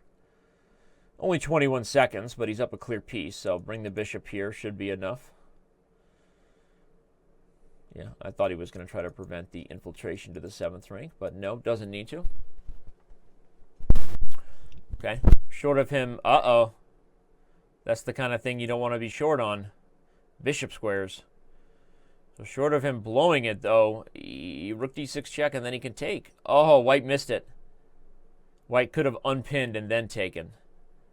Now black is still in control, especially with the two passers. So Chessically Inclined in control, but not handling it well, especially given that he's down on time here. You know, play the most forcing moves. OMG. Chessically Inclined is being given the commentator's curse the moment I start following him. Looks like his streak is coming to an end. Although, what? Yeah, okay. Still good enough. Okay, that was a little surprising. Lenderman bounces back, clearly after losing, wins yet again. We got a battle of two streamers here. A couple of Scandi players, too. This is a Team Scandi. Team Scandalous. Yeah, ChessBay is, like, you know, she's a time traveler. I know I'm exposing her biggest secret, but yeah, she's a time traveler. First time I found out. Caught her in 2 different time zones. It was weird. That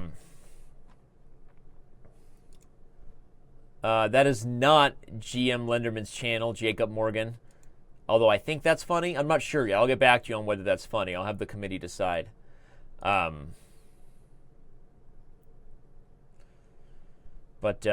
shout out there to the Chess TV chat.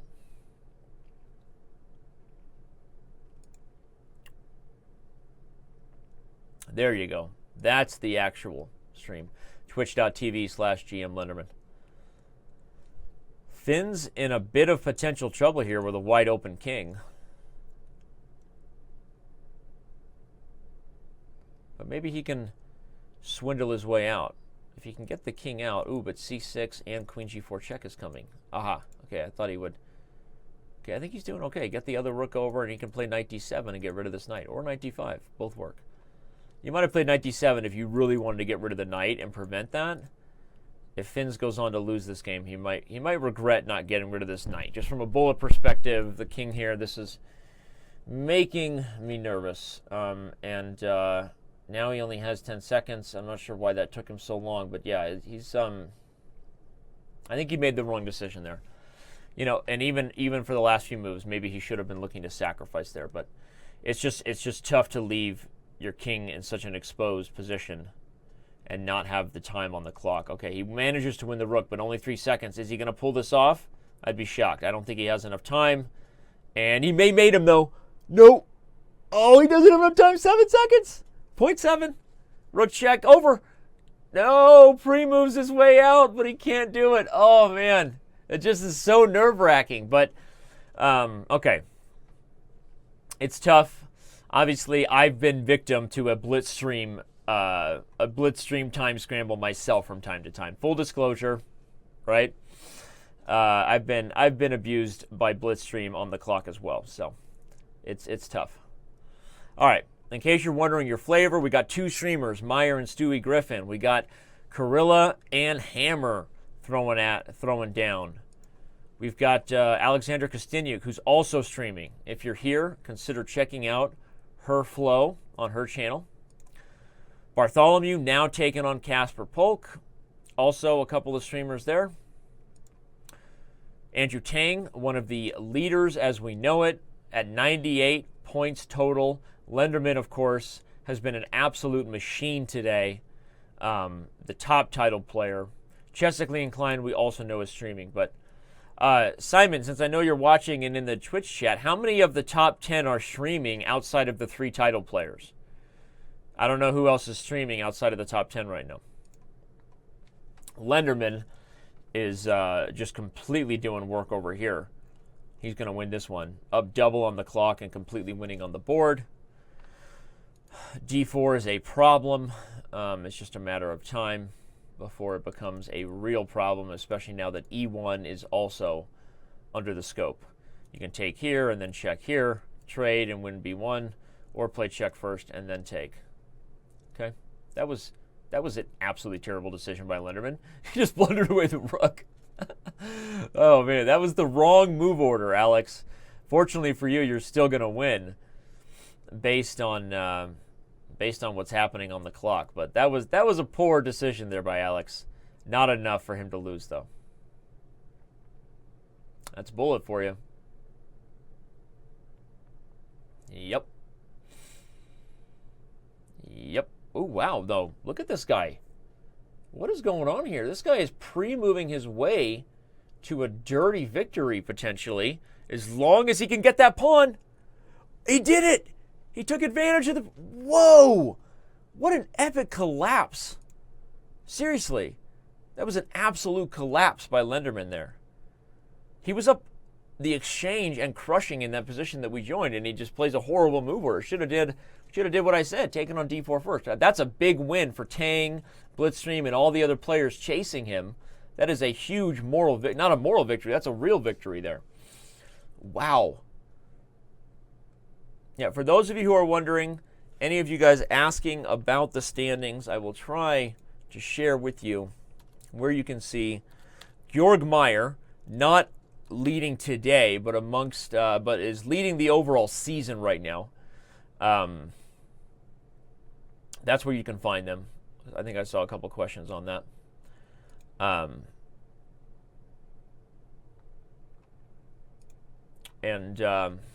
Okay. But yeah, that's the kind of thing that can come back to bite you, because it's not just that Lenderman doesn't convert one game, but it ruins his streak as well. So that was not the best work there by Alex. Okay, Finzo905 just took care of some business here. Lenderman now getting another favorable pairing, to be honest. We've got Bartholomew and Bigfoot, a couple of our favorite streamers going at it. But amongst the leaders, we have Hammer with 70 points, currently in 17th place, as we can see there. Taking on Penguin, whose Tang is now at 106, so right on the heels of Lenderman, and really in a better position, again, because the way the system works is you're rewarded for how many games you win in a row, right? So if Tang can win this one here as black, he moves to 5 in a row, and he gets more than just the points of winning the game, right? You're getting points based on your bonus, based on your streak. And he looks to be in pretty good shape here. So I think that misplayed by Lenderman will come back to bite him. We'll see. Okay. All things considered, White should be fine here, but very little time on the clock. That was kind of weird, a weird transition. I would, ooh, interesting. I was going to say I would trade off that knight when I have the chance, but no, Hammer wants more, and now he's He's trying to win. Again, it's just very risky. This is a really tricky situation. The queen and knight are just so dangerous together. So you have to be really careful. And taking every second that you can to try to work your way to a victory may come back to bite you, especially against Tang.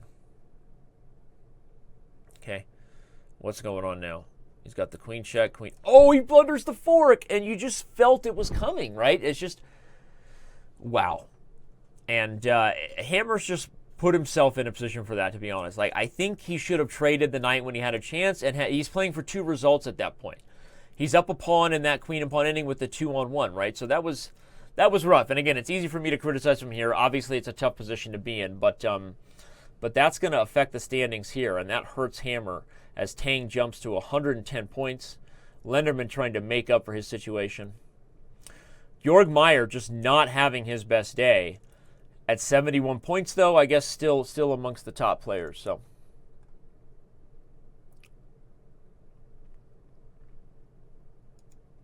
okay. Killer Yonda wants to know what advice I have for someone who's self-studying and wants to reach the IM title. What advice do I have for somebody in that position? First, I would say, have you ever followed the Chess.com study plans? There you go. Okay. Obviously, there's a lot more to it than that. And going from self-studying to international master is people underestimate the gap between making expert and master versus making the professional titles, the IM and GM titles, just because the level of commitment it takes is, it's just a fully different level of chess. So I would say focus on incremental steps that you can control and follow some Chess.com study plans, which are, we actually put a ton of work into those, and they're real advice. That, like, if I had a student and you said, Danny, take this person from 1400 to master as their chess coach, using Chess.com's tools, that's what we did. That was our mindset when we designed those. So they're not going to be like, go watch a video and, oh, now you should be better. It's like, you better do some serious work. You should be solving an hour of tactics a day. You should be doing this. You should be doing that. So the study plans are actually legit helpful. All right, Meier is in a position to help all of his Chess.com comrades if he can take down Lenderman, right? We're watching this game, and Tang has officially leapfrogged Lenderman in the standings. Lenderman really, really kicking himself for how he handled that earlier matchup.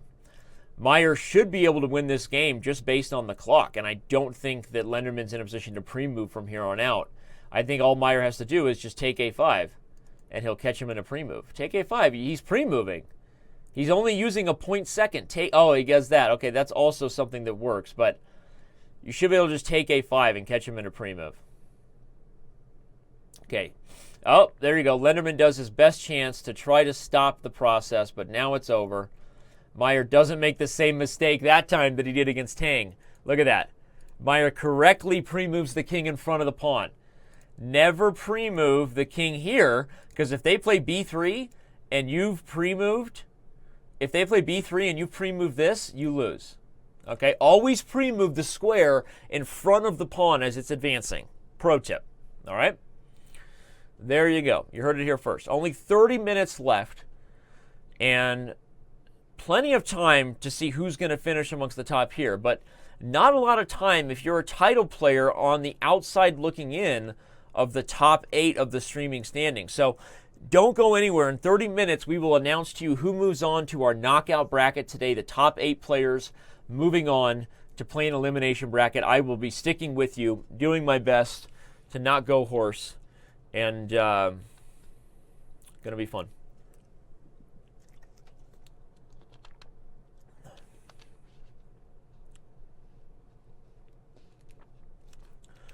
Didn't I give you a membership, Chess Nerdbird? I'm pretty sure I gifted you one, right? Now you should subscribe to the Chess channel, right? I gifted you the Diamond membership and the Chess Nerdbird sub. We can see that bird there. The Hobbit 169. They are really good. That's right. There's some really good chess players here today. This guy's fast. He joined late, so ignore the 124th place. This guy just drew Lenderman with ease. That guy's fast. I mean, we've already seen him flag several people. All right, Lenderman is taking on Kurilla. So that's a big game there. We've got Hambo finally getting the white pieces against Tang, looking for some revenge. For the first time, we see Hamilton up on time against Andrew Tang of the games that they've had. And he's better. So we'll see if Amon can keep it up. He takes e4 in a way that protects the pawn. That's why he did that. That's why he took c4 first. But okay, Tang is making this thing tricky. Hamilton no longer up on time. Don't blunder the rook. Tang knows that. You don't leave pieces on undefended squares in bullet. It's just asking for it. Free your back rank in bullet. Also a good tip. Rook d1. Rook d1. Why didn't he play rook d1?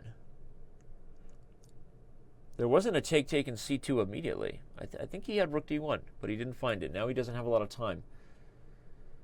Okay, I think he's going to regret that. Yeah, Tang is he's working it here.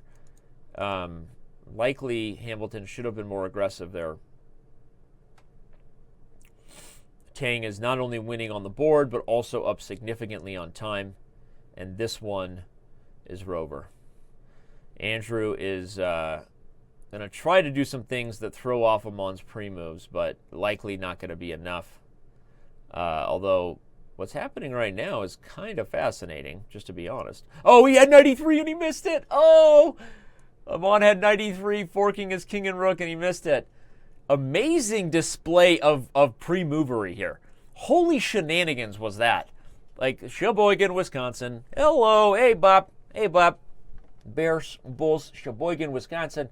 That was amazing, South Dakota. That was some pre-move stuff. All right. So now Meier tries to help out his Chess.com rads once again. He already did the dirty to Lenderman. If you're just joining us and weren't here somehow 30 seconds ago, Meier just beat Lenderman, who's the other top player right there in near the standings. And though he's not in the top 10 himself, he's not that far out of it, right? So if Meier beats Tang, he will, and he's on the grind right now. This is Georg Meier at his best. He's just up a piece and just crushing him. Honestly, I don't even know what happened in the opening. It happened so fast, right? It all happened so fast, you know. So if Meier wins this game once again, he'll be helping, right? Andrew already lost his winning streak, lost his fire. But losing this one here would hurt and actually give Lenderman a chance to get closer.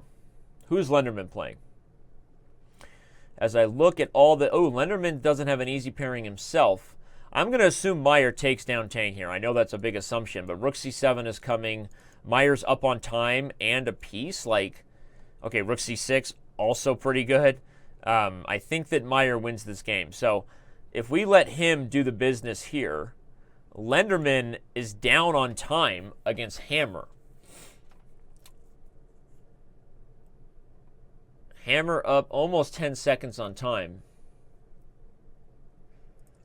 And frankly, better if he can work the light squares. I was going to say, does he play g4 or sit? Ooh, the h-pawn. Very nice. Very nice. Okay. Welcome. Welcome to the pain house. Siberian prison. All right, here we go. Yeah, this is crazy stuff. Yeah, I think that was misplayed by Hammer. Is Lenderman going to get this in? Wow. If Lenderman's... What in the world? He can't stop the H-pawn. Like, somehow, some way, that just became a nightmare for White. He's queening with check? Yeah, that's... I mean, so he played G4, and I don't know if you remember that moment. I was like, maybe he should sit there and, like, play B4, but he played G4. I thought it was the right idea for the light squares as well, right? Hammer liked it for the knight. But that take with the F-pawn and then outside passer, that's instructive. I don't care what Nesmedinov says. Only an idiot would analyze bullet, and you're looking at him right here, right now, analyzing bullet like an idiot. But that was instructive there. Don't give your opponent that outside pass pawn. He just did work. Lenderman, getting a huge win, is going to jump up here in the standings. And indeed, Meier did beat Tang, that game we left behind. Now Tang is taking on Kurilla. Meier going to have a chance to continue his hot streak here. So Lenderman gets a little closer. Chessically inclined, Blitzstream, Lenderman, and Andrew Tang are all streaming for sure. I know that. So they're all moving on to the round of 8 elimination bracket. If you're just joining us, in 27 minutes, the show is not over. This clock that they're racing against moves them into a brilliant elimination bracket. 8 people, 1 destiny, to win the Royal Arena Kings on Chess.com. That's what's happening here at 2 o'clock, or 2 Pacific, 5 p.m. if you live. Okay, Knight of 3 was also a little better there, but Meier's going to do his thing anyway. Just winning the queen. Or mate. Okay, so Meier's going to win again. And where is our boy Georg? Boy George is on a hot streak of 5. If he finishes strong, because he's getting bonus points for every win, look for Georg to be right there at the end. You know, he is not out of it at all. He needs to finish this game off. I'm not sure what he's doing. He's, you know, playing, you know, little pickle wiggle there, you know, with the king. It's like, hey, pull it off, man. Figure it out. All right, here we go. All right, we've got Alexander Lenderman, also known as Alexander Lenderman.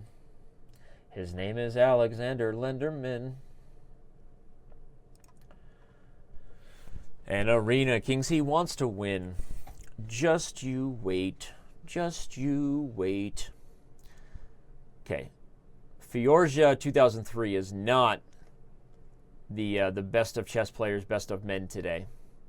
Eliza Hamilton. He is not, but he is still a strong GM. So this is a tough game for Lenderman here. There's nothing wrong with Siberian prison references. Eddie W13. Nothing wrong with that at all. Bigfoot's up a pawn against Lenderman using the Bigfoot opening. Yeah. Somehow I know I anticipated that wouldn't have worked out anyway. Okay. Lenderman gets a draw. And notice his strategy. Notice when he plays guys that he knows it's going to be a whole lot of time to get another win, he just takes the draw. He just offered the young Iranian GM a draw. Shout out to Absolute Fury. Thanks for the subscription for 5 months in a row. You the man or woman. Don't know who you are, but thank you. Okay, it's going to be fun to see which one of these guys leapfrogs each other in the end. Alexander Lenderman. Or will it be the Penguin GM? You're just going to have to sit tight and wait. All right, so now Tang has also had a few battles against this guy today. And currently, I think, in the driver's seat, though. You should be able to get this pawn cleanly. Can't you take? Oh, he took with the pawn. Okay, interesting. Opening up counterplay for black. I'm not sure that was the best approach for Andrew, given that now black has the second rank and potential here. Ooh. Okay, he abandons the A file. Interesting. Not sure that was the best idea. Pokes at G3. A little too late. Should have been poking earlier. Okay. You got to probably take and go for the 2 pieces for the rook thing. I don't know. I mean, at this point, it's looking more and more like Tang is doing just fine. He's the one who's going to be breaking through.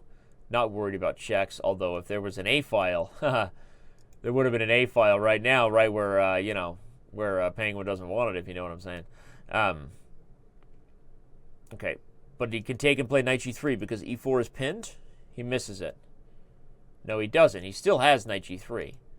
So Fiorja is in a decent position, but with only 6 seconds on the clock. Will he get it? He gives up the queen with check. That's going to be it. Tang swindles his way to yet another nasty victory. And queen F7 check, in case you're wondering, king H8, Bob would have been your uncle on G6. So again, Tang doing what he does best, maintaining about 2950 here on Chess.com. That's pretty good. Okay, Lenderman gets a tough pairing here. He's got to take on Bartholomew. And Bartholomew's just doing perfectly well here. Definitely better.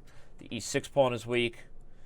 Trades on F8. Going to bring the battery. Bring it home. Simplification. Killed the cat. Now, the only issue is this bishop is just such a big pawn, right? Completely stuck. And if you move it, d4 falls. Oh, did he miss that? The knight comes in. He almost drops mate on f1 by force. Lenderman actually has worked his way back into this position. I would bring the knight back to f5 so the bishop is stuck. Then you can work your king up and win this pawn. Surprised by that. I guess he figures he's going to win c2 anyway. Now he'll take h2, take f6. Or will he get the knight back in? No. I'm not even, I mean, okay, I think Lenderman is doing fine, but I'm not sure that was the best approach, given that it also took him some time. It feels like some other moves might have been a little bit more intuitive. Okay, but he's going to fork and get into the king pawn ending. h4 comes, and he's just going to be winning. Lenderman should go on to win this one. I feel like Finn's kind of beat himself in this one. But, okay, he doesn't let him work the scramble. No scramble for you, unless you like scramby eggs. I prefer a little A1 sauce on my scrambies. Scrambies. Hashtag scramby. Scramby eggs. And he's going to get a queen, and with it, do the thing. Julie, do the thing. Julie, do the thing. Look at the top 10 standings here. Speaking of doing their thing, Meier, Blitzstream, Chess.com Inclined, Lenderman, Tang. We've got lots of people right there in the top 10, right? They're all going to be moving on here to elimination brackets, a knockout with 8 people, right? We're going to do it. We're going to roll that dice, pair them up. It's going to be like, boom. Don't go anywhere. Right happening right now on Chess.com TV. Okay. Now we get Tang taken. Yeah, so Finn's kind of beat himself in that last one. But these top players are right up. And the one you really got to look, if he can maintain this streak, Georg Meier just won, right as I said, could he maintain the streak? And he immediately gets paired with Stewie Griffin, working that German accent like a baby. What are you talking about? There's no mic abuse here. What do you mean? How is there mic abuse here? Be specific. What's up, Raja Kazi? Everybody hanging out. Pro Demolisher. You're going to the World Open. My suggestion for you, go see the Liberty Bell. Philadelphia. It's a great city. That's what I would say. That's what I would say. My connection to the mic keeps coming undone. I don't really think that's true. Maybe it's a tad sensitive. I can turn it down a little bit, but I don't think so. Anyway. Static bombs hitting. Interesting. Maybe I need to check the quality, the integrity of my mic at some point. I don't know. This is the mic I use on a regular basis. Like I said, maybe the input can be lowered. All right, I brought down the input a little bit. All right, brought it down just a tad. Okay. Here we go. All right, what do we got? Georg Meier drew. That means his streak is over, sadly, for the German GM. But he is pretty much guaranteeing himself an opportunity to move on into the elimination event coming here soon. There you go. Go Paul Revere. What's up? What's up, what's up, what's up? What's up, everybody? Almost 4,000 of you here just in time, because in the next 15 minutes or so, we are going to know who's moving on into the elimination version of today's show. Again, for those of you just joining us who maybe didn't know, today is a Royal Arena Kings, as you can see, and that means bigger prizes, bigger fun. There's going to be a knockout tournament of the top 8 players in the standings going down right after this. So don't go anywhere. And so we've got, it's like extra commentary. You get free overtime chess. And currently in the standings, we can see that a lot of big names will be moving on, including Andrew Tang, Alexander Lenderman. National Master Chess.com Inclined is also streaming. I admit I don't know what his channel is. Georg Meier, of course, is streaming. Everybody knows that. And check it out. Check it out. Don't not check it out, because that would be a mistake. All right, Lenderman. It's funny these guys are getting a lot of games against each other. I don't think that Bartholomew is close to qualifying for the top 8, unfortunately, for all you Finns fans out there. What's up, Perfection ZXX? Thank you for being here. Welcome to the show. I don't even know where to go. Wow, Lenderman just throws in the towel, getting taken out on the clock and worse on the board. Impressive stuff. Penguin GM right now looking like he's clinching that he will be the top titled finisher. Shouldn't be the biggest surprise, although he is going to fall in this one here against Fiorja 2003. He's just getting smashed and down on time. It would take a miracle from Tang to not fall here. And looks like he's going to go down. Down, down, down. Okay. Although, okay, only a few seconds. Fiorja hasn't done it yet. Now he's got it. Takes on F6. Delivers the goods. And Tang's streak comes to an end at 4, but I don't think anybody can catch him. So he has definitely been the most dominant player of the day. Lenderman really stumbling down the stretch here, right? After, watching him all day, being the top player, he has just, seems like he's gotten fatigued. Maybe Andrew had the best strategy. For those of you who didn't know, he took a break at some point, like almost a full 5 minutes. So as far as maintaining his, his stamina and composure, maybe taking a break in the middle is not the worst idea that anybody's ever had. Okay, where's Georg Meier? He's worked his way back high enough. He might even finish ahead of Chessically Inclined. Although that's a tough pairing to get. Fiorja, who just took down Tang. Hammer, taken on Samurai. 465 players playing in the arena right now, so that's cool. What if the first player starts streaming now? Does he win the streamer prize? No, you have to stream for more than half of the event. So it can't even be 59 minutes. You have to stream for more than half the event to be eligible. Shout out to all the members getting active there in the Chess TV chat. Love seeing the premium members. Queen's Night Out. Hobbit169, thanks for being here. Thanks for being here. All right. Hammer gets stalemated. LOL. Loves it. That's a classic. A classic. Okay. Hammer gets stalemated. Immediately gets paired again. But I want to cover this Fiorja Meier game because it looks like it's going okay. All right, I'll turn up the input again, back a little bit to where it was, just slightly. But if my mic is coming in hot, I have no idea why. If it happened just a couple times, it happened a couple times. But, There, someone lafonged him.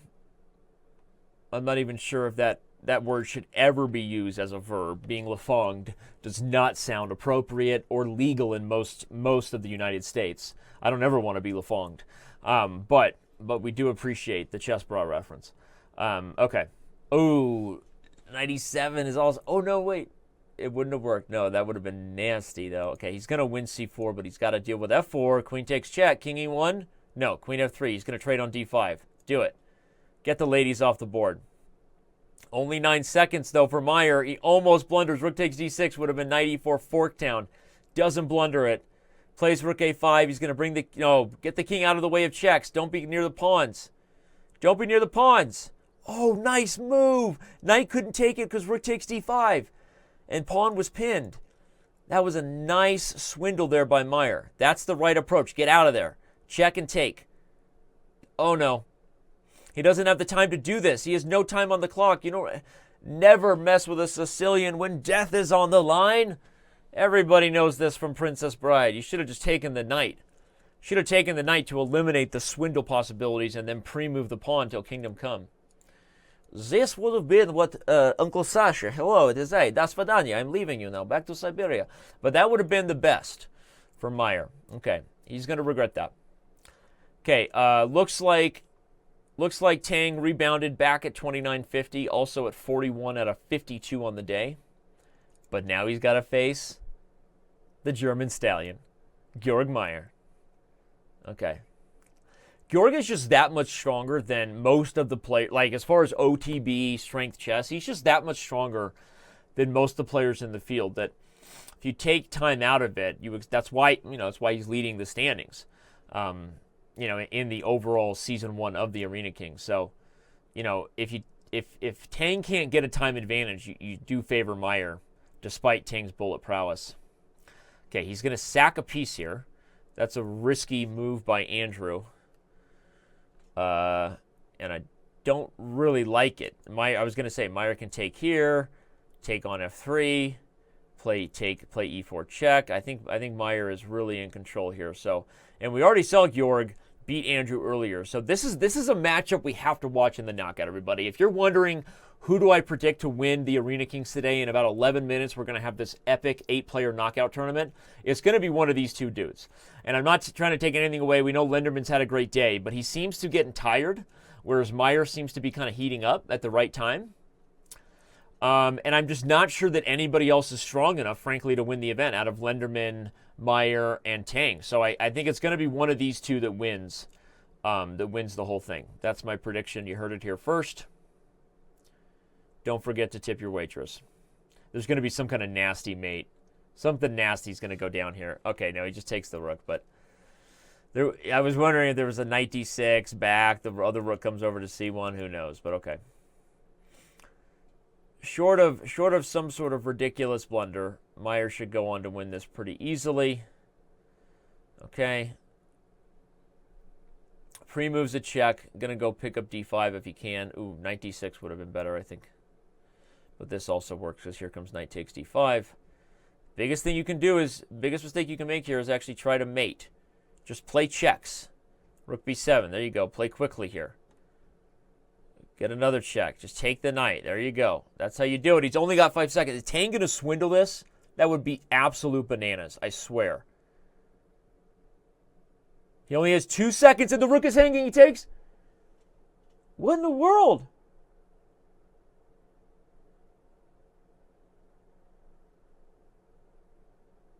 Oh my word. Okay, he did win anyway, but that became so much closer than it should have been. Andrew is just so fast. So fast. Mugatu, he's so hot right now. Tang is so hot right now. So fast. Amazing.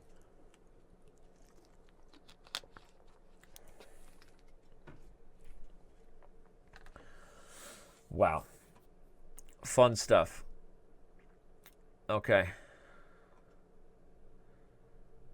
Chess Queen, we've been following her for a while. We're gonna stay focused on some of the top players in the standings. Georg Meier, after beating Andrew, continues his event now. What's up, Liam Shez? You're very late, but you're not too late because the most exciting part of today's day is still yet to go down. In 9 minutes, we're gonna know who's moving on to the knockout, the first ever Arena Kings knockout we've ever had. And we expect it to be quite the spectacle. Okay, I'm trying to look. So Lenderman down again on the clock. He's still put himself in a position. There's no way he's not moving on, but just not finishing this event as strongly as he should. And that's what I can say about Alex right now. So, although, okay, I guess I'm being a little harsh. He's still only 6 points, total points behind Penguin GM. But of those streaming, these are the top 3.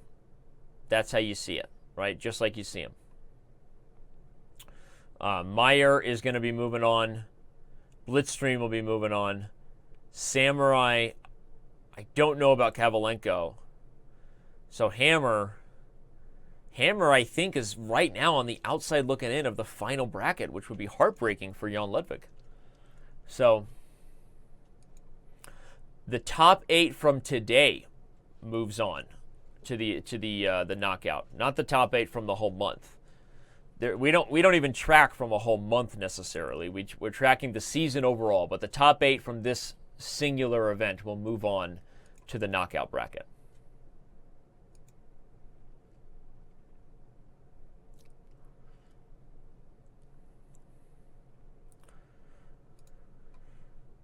The top 8 is moving on.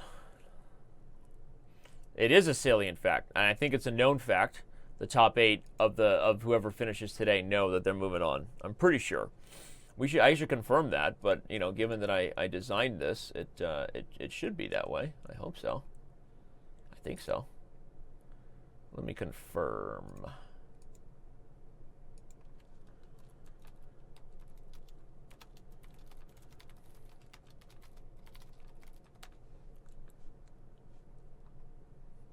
Maiden 15, Mookie 47. All right.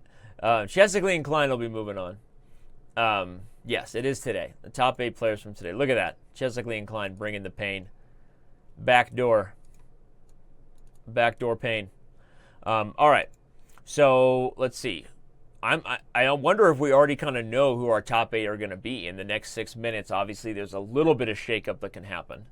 But I think we're getting pretty close to knowing who the top 8 will be. And the pairings will be, there will not be very much downtime, so don't go anywhere.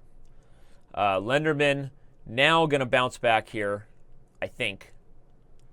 Despite almost getting mated, he's up on time. Maybe he's not going to bounce back. 2 seconds, 0.8 seconds. It's not stalemate. My Lord. Yeah, Alex is just not finishing the event with his best chess right now. Okay. Now Meier gets the man who just took down Lenderman. Lenderman gets John Bartholomew. Hammer taking on David, who's also a streamer. Speaking Polish, though, if you're into that kind of thing. And Penguin GM going to be finishing at the top of the standings, though not going to be finishing at the top of this game. Looks like he's should be going down here. Facing a massive attack right now. Though he's up time, as typical, right? I don't think we say Andrew's down on time very often. Haha, goes for a trick of winning the queen, but that was probably a bad idea. That just puts him in a position where now Tang wins. Time, plenty of time, especially when you've got 2 rooks. They're so easy to pre-move. Tang is just so hot right now, so hot. They're so easy to pre-move. Blue steel. Or is it Magnum steel? Whatever happened to Zoolander? I feel like Zoolander was a part of regular pop culture references, and then Blue Steel just disappeared. Shout out to Romero Caesar. Thanks for being a subscriber. Perfection ZXX. Thanks for the Kappa emote, I think. Maybe.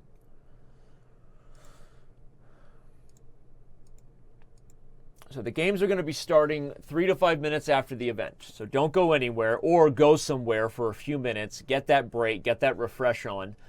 All of the streamers who move on to the knockout bracket must continue streaming to be eligible, right? So at that time, we're really going to be able to narrow it down to the top players, the top streamers. Only a few will be remaining, and going to be a really fun way to bring this thing to a close, I think. They made a second one in a tank. They did, right? I think I knew that. I think because it was something, the first one was just perfect, right? The Mugatu, the gasoline fight, right? Just like completely ridiculous, outlandish stuff. But you know, that usually happens, you know.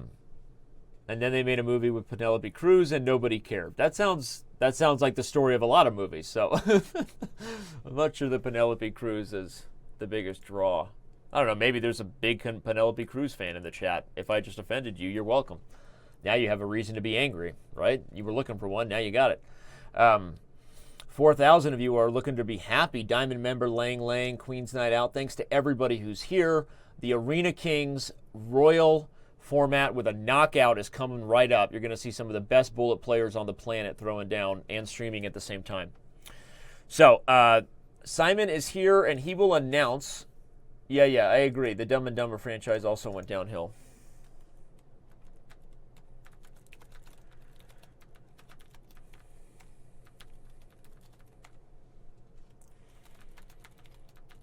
Yeah, we will be announcing who's moving on to the knockout. They all get a few-minute break the moment this thing is over.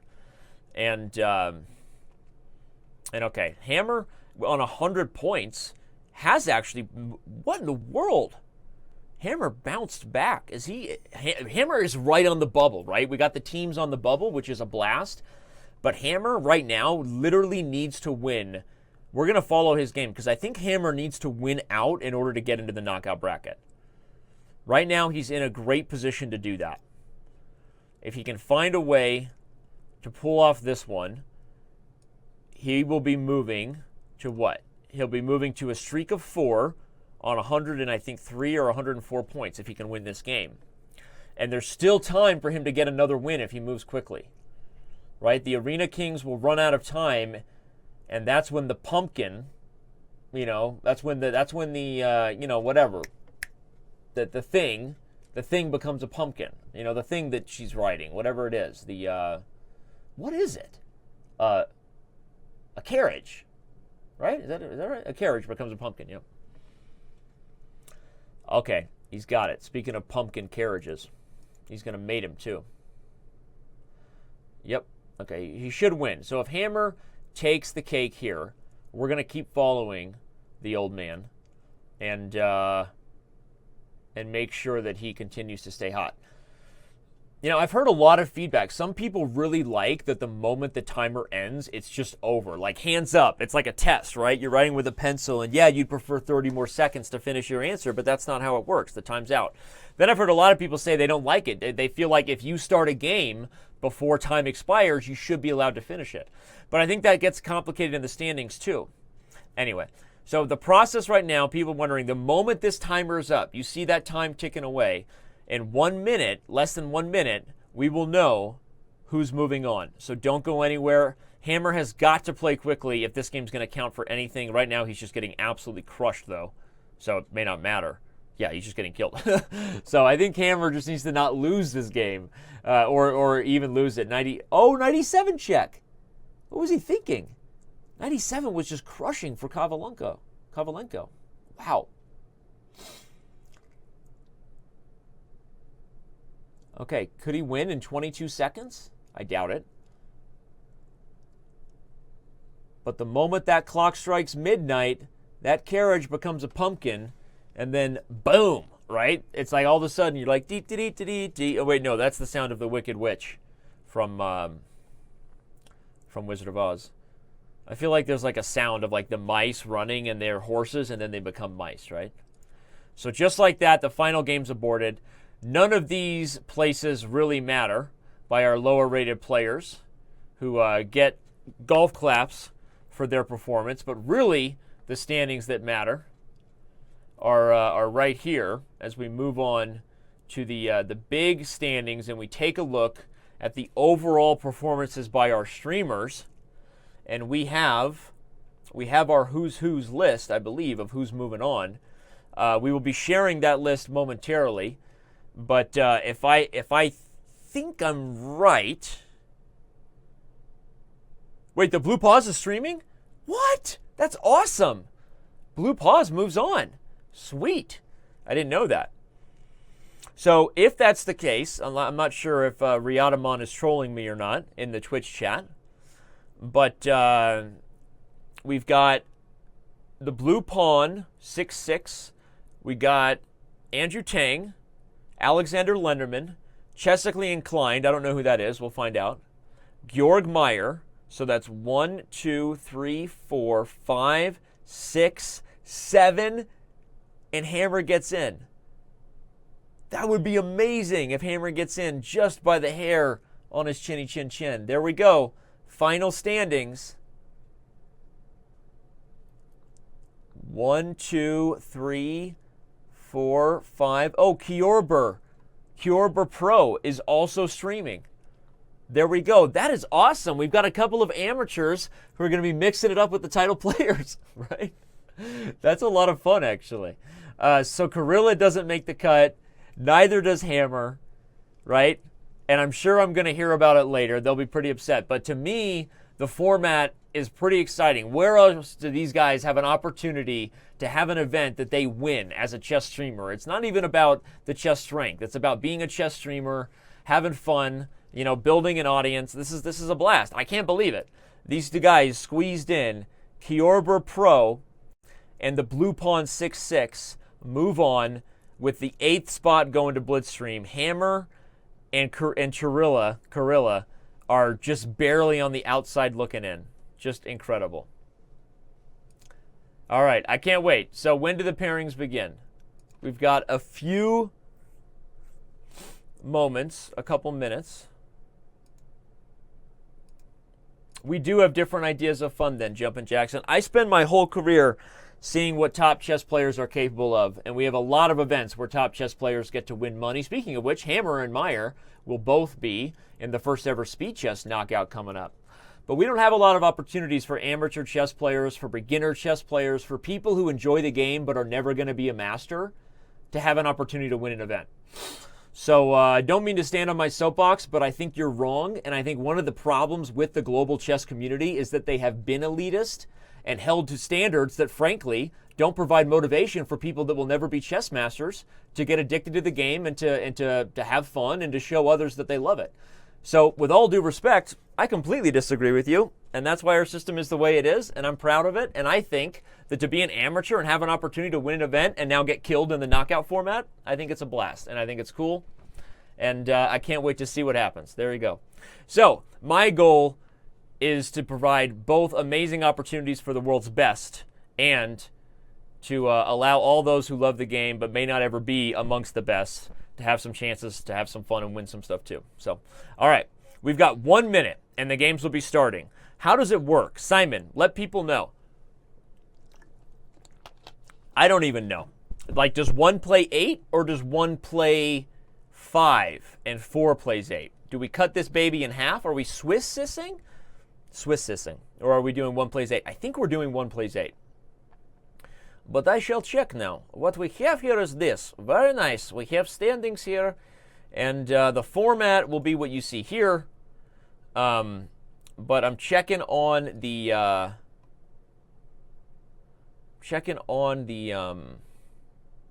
think one's going to play 8. So I think the blue pawn is going to get blitzstream, which is kind of funny that the blue pawn, one of the lower rated players, is actually the 1 seed. I can't wait for Simon to say how this works. Hopefully he's listening to the show because I got to know who to follow. Where are you at, Simon?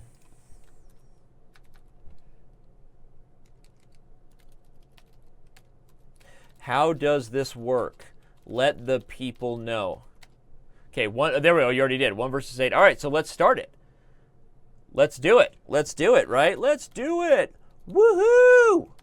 We're going streaking. Okay, so I'm going to follow Blitzstream. Oh, wait. Wrong browser. Sorry, I got a million tabs open here, everybody. I got a million tabs open. The games have not started yet. We're waiting for Blitzstream. Okay, got it.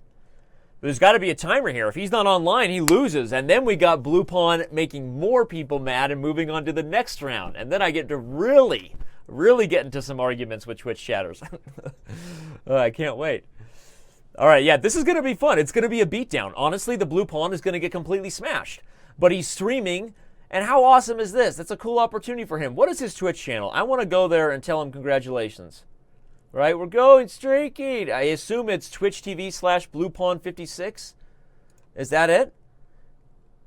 Come on, everybody. All 1,800 of you left should go give him a follow. Seriously, right? The Blue Pawn 66 deserves it. If he's not here, dude, he loses. Simon, these guys got to be online. We're losing people. We lose viewers. I'm losing patience. I'm hungry. Okay? Had a CrossFit workout this morning. I have not eaten yet. You want to know what it was? Sure, I'll tell you since I know. It was the DT workout. Deadlifts, hang cleans, and then push jerks. I know what you're thinking. Dan, nobody asked you to talk about CrossFit. If you are not here, you lose. We can't wait for you. You should know the format in a prize money event. All right? So where are we going? Where are we going? I'm ready to forfeit Blitzstream. I'm not kidding.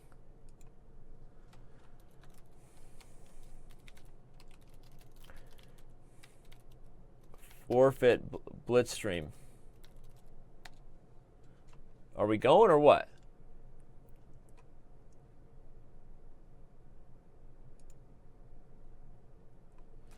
Okay, I assume we've probably pinged him too, and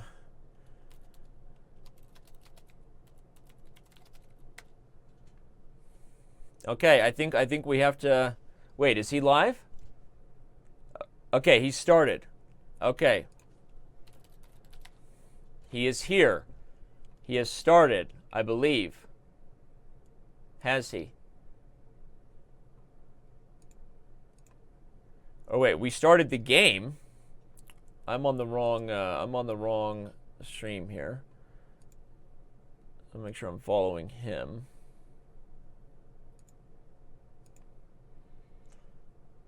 The blue pawn isn't moving either. Where is he? What is going on here? Where are these people?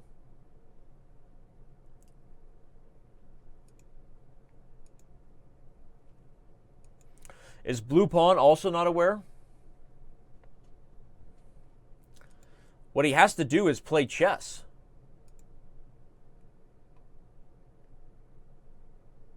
What's up, Sugar Dosh, gosh guy? Sugar Dosh?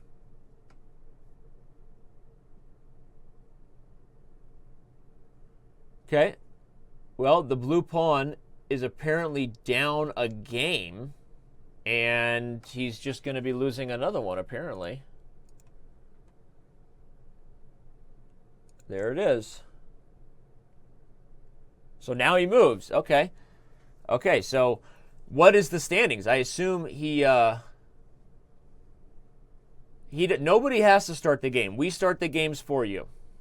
We start the games for you. And at this point, I think he's just down a game because Blitzstream got that first win. And yeah, no, doesn't look great right now, Deli, but a lot of it is just lack of awareness from our streamers. So likely we're going to get the matchup we want. Something like Andrew Tang and Georg Meier in just a few moments. But right now, Cuber, I'm pretty sure that you were one of the top 8 streamers, though.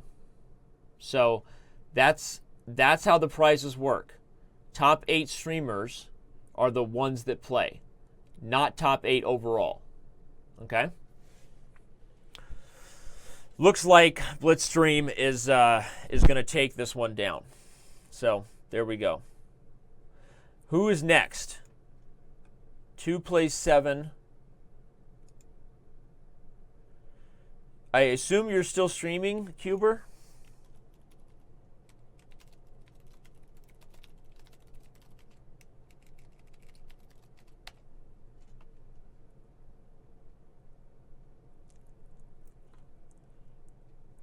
All right, the next game has begun. I got to get rid of all these extra games here. My apologies for that. But I need to get rid of them so that we don't have these issues anymore. Okay. If you don't get a player, get a hammer. There you go. I love it. I love it. Great pun. Great pun. Yeah. Okay. Well, unfortunately for the blue pawn, we knew that he was going to run up against somebody who was going to be pretty tough for him to play. But okay, he gets to have some fun. Now he knows the format, and next time he'll be better for it. All right, so who's next? I assume the next players are ready.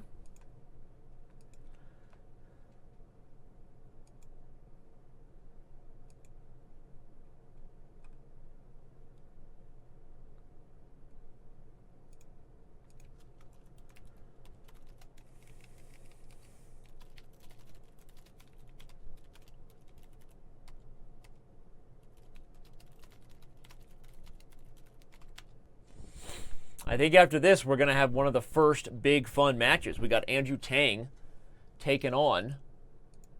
Andrew Tang is going to take on Last Samurai 7 next. Sugat, I got your back, homie. I will call you what you want. All right, Blitzstream takes it down, moves on quickly in the bracket. So he will be facing the winner of the next matchup. So it's unfortunate the blue pawn Didn't know the rules to lose the first game, but the truth is he's pretty much overmatched here. You've got one of the better bullet players, right, taking on blue pawn. So, who's next? I assume they will be starting soon.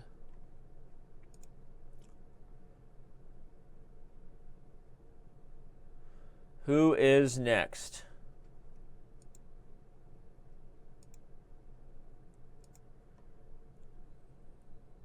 Should be starting momentarily. Okay.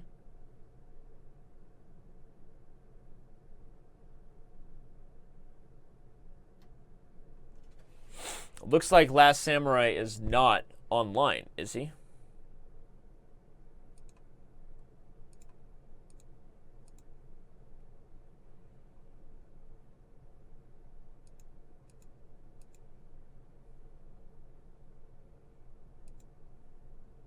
Okay. Indeed, it has begun. Okay, so we got Tang moving on to the next part of the standings, possibly. We'll see. We got my teacher Sam hype in the chat. That's fun. Bordy wins 3-0. That's right. So Blitzstream moves on to the next round. And again, we have an 8-player. So we got to do a better job with presenting this. You're right. We absolutely do. Yep. Sugat will get to play. Sugat, he will get to play. His pairing comes next. All right, so right now Penguin GM is bringing the hurt. Is Last Samurai still streaming? I mean, he should be. He's supposed to be. But if he's not, then he needs to be aware of that for next time. This is the first time we've done this knockout thing. So I think some players clearly just weren't aware of the rules, that they're required to keep streaming, and also that that they, you know, how the format and the pairings will go. So we'll do a better job of proactively letting these guys know that moving forward, for sure. I don't think that's true, Elrond83. But it would have been a better match, that's for sure. Okay. Samurai is going to go down to Penguin Town. So if Tang wins this, again, I think the predicted matchup is going to be Tang Meier in the final. Right after this, who plays next?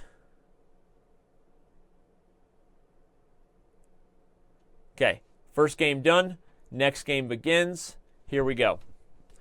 Last Samurai 7 needs to bounce back. Now he's got the white pieces. So we'll see if he can do something in the Lopez. But again, you're playing Andrew Tang, who's pretty good at bullet last time we all checked. The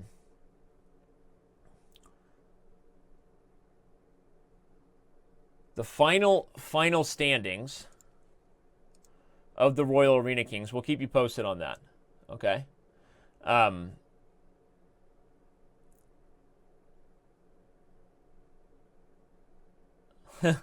Thank you, Jack Rogers, coming to our defense. Everybody should be aware, as he said, because anybody who we thought might have a chance to be here got an email from Simon personally, specifically telling them the rules and what to do.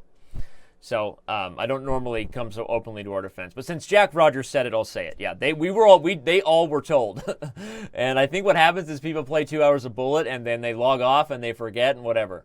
Probably the only person on that not on that list was Andrew, but obviously he's here, because we weren't sure that he was going to stream. He hasn't been a regular player in the Arena King, so there you go. There you go. So everyone will be aware of it moving forward. I think the main thing I'd like to do is do a better job of helping you all follow the results. If I can do that, I think we're going to work on a visual experience that shows you guys the standings in a better way now. So that is definitely being noted for sure. But either way, let's have some fun for the last 1,500 of you that are here.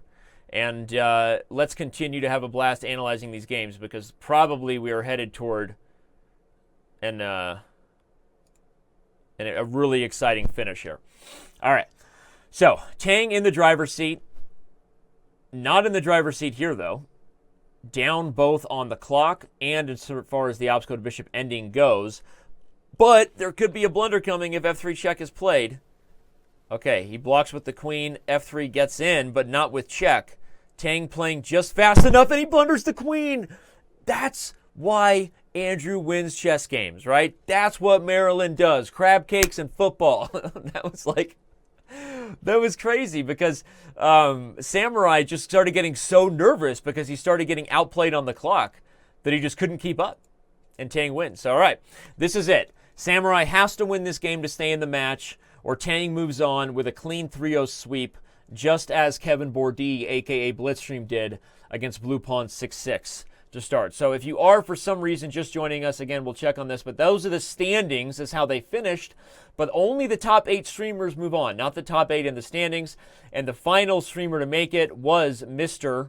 Blitzstream, right there at number 8. So he was the 8th person of the top ones that are still streaming. So there you go.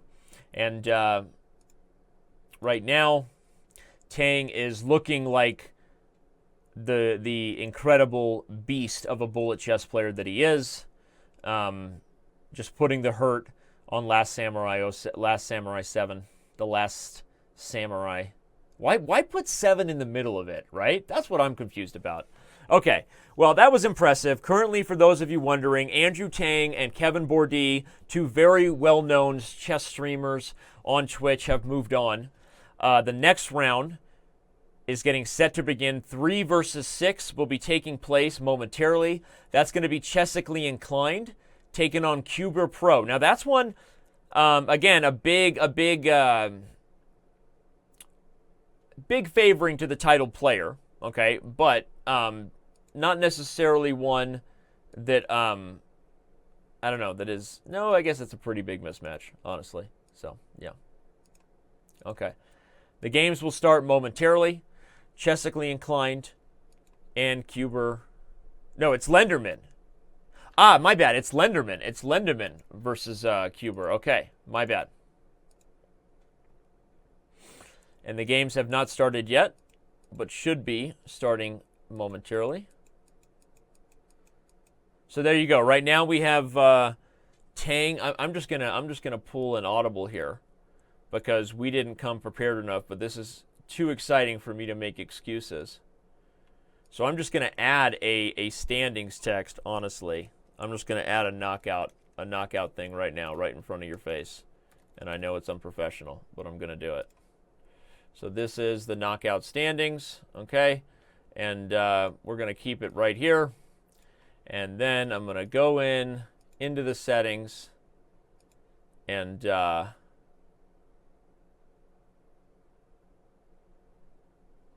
we go. We've got right now who moved on to round 2. I don't even know how to do it.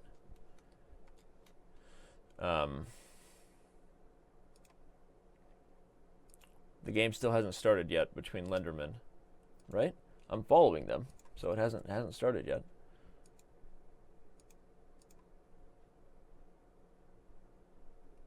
Please mention me, Danny. Nino Boda. I mentioned you.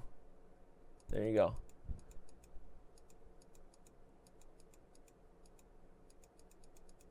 Has Lenderman started playing yet?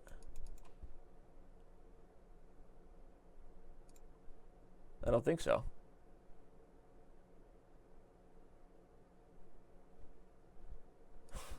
I mentioned you, Nino Boda. Why hasn't the Lenderman game started yet?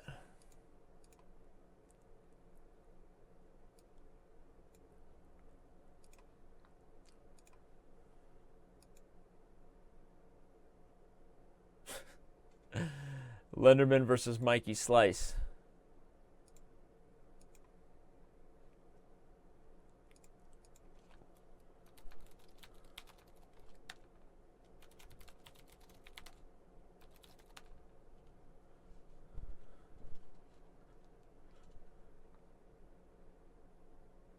Game should be starting momentarily, and I'm getting the standings set up here. These were the final standings as you see them in regards to the actual places, okay? The ones you can now see above my head. But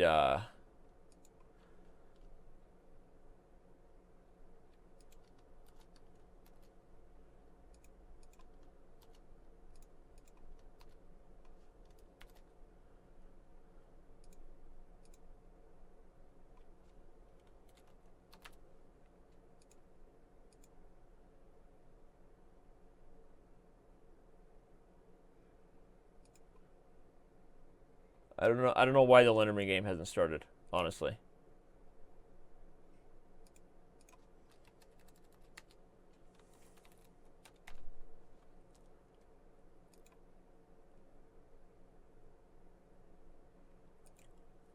I can't wait. Can't wait for the next round of games here, meaning I'm excited.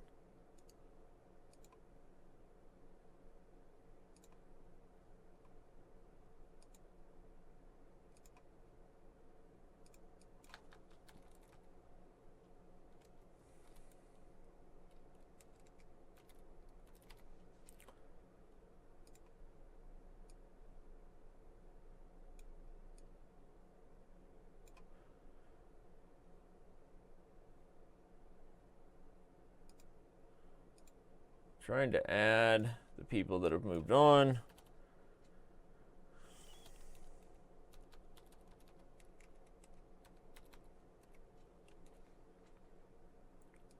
There we go. There we go.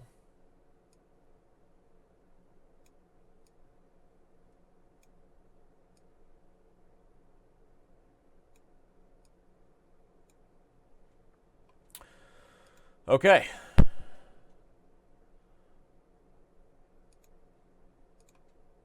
Games are underway. Lenderman in a dogfight here. Really not a mismatch for his opponent. All right. But now we've got some standings up, and I will keep you guys posted with the standings as we can see. Yeah, this is not going to be a great matchup. But Kyuber Pro already a winner just for getting here. Literally, I mean, in the standings, he already gets a whole bunch of streaming bonus points. And the truth is, you know, the chance that some of the lower rated players have of getting a cash prize in the Streamers Championship isn't nearly as high as the titled and professional players. But these are the guys that are going to have a great chance of getting there, right? Playing consistent chess, getting to the final 8 here is a big win because of the Grand Prix points they get. And so, okay, there we go. Lenderman takes the first one. We'll see how the second one goes. Cuber Pro's got a pretty creepy avatar. He's got that going for him. I mean, look at that thing. What in the world is that?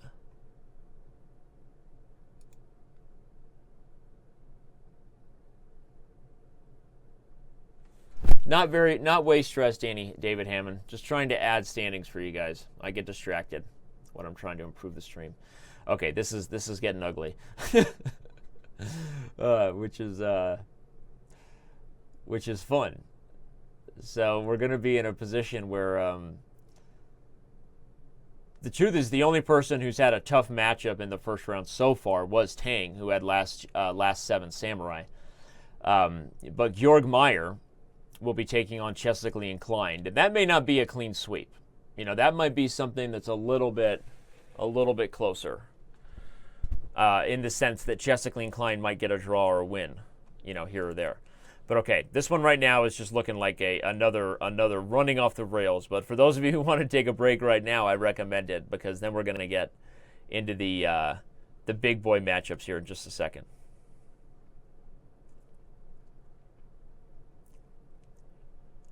Profession ZXX, did you actually stream?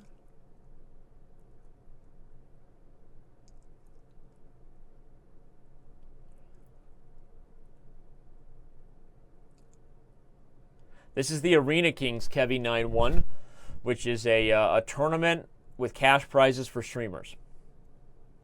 That's the 1 second summary. There you go. You're welcome. That's right. That's right.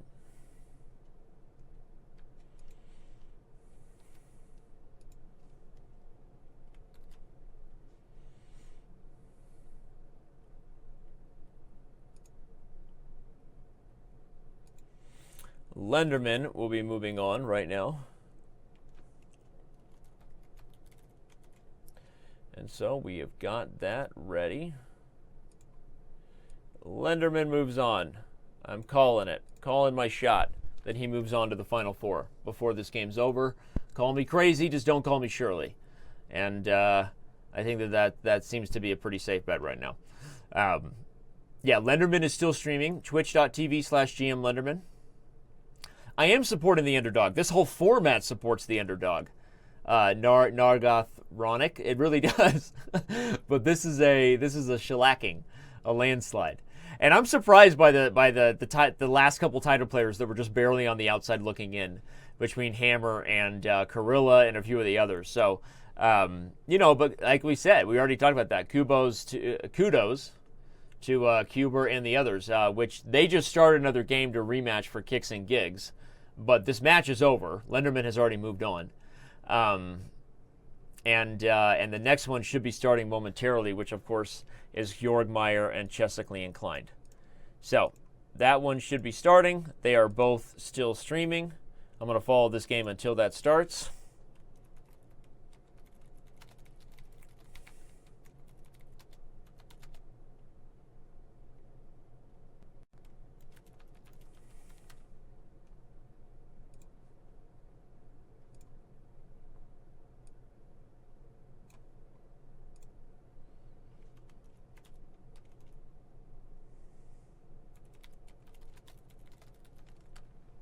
Here we go.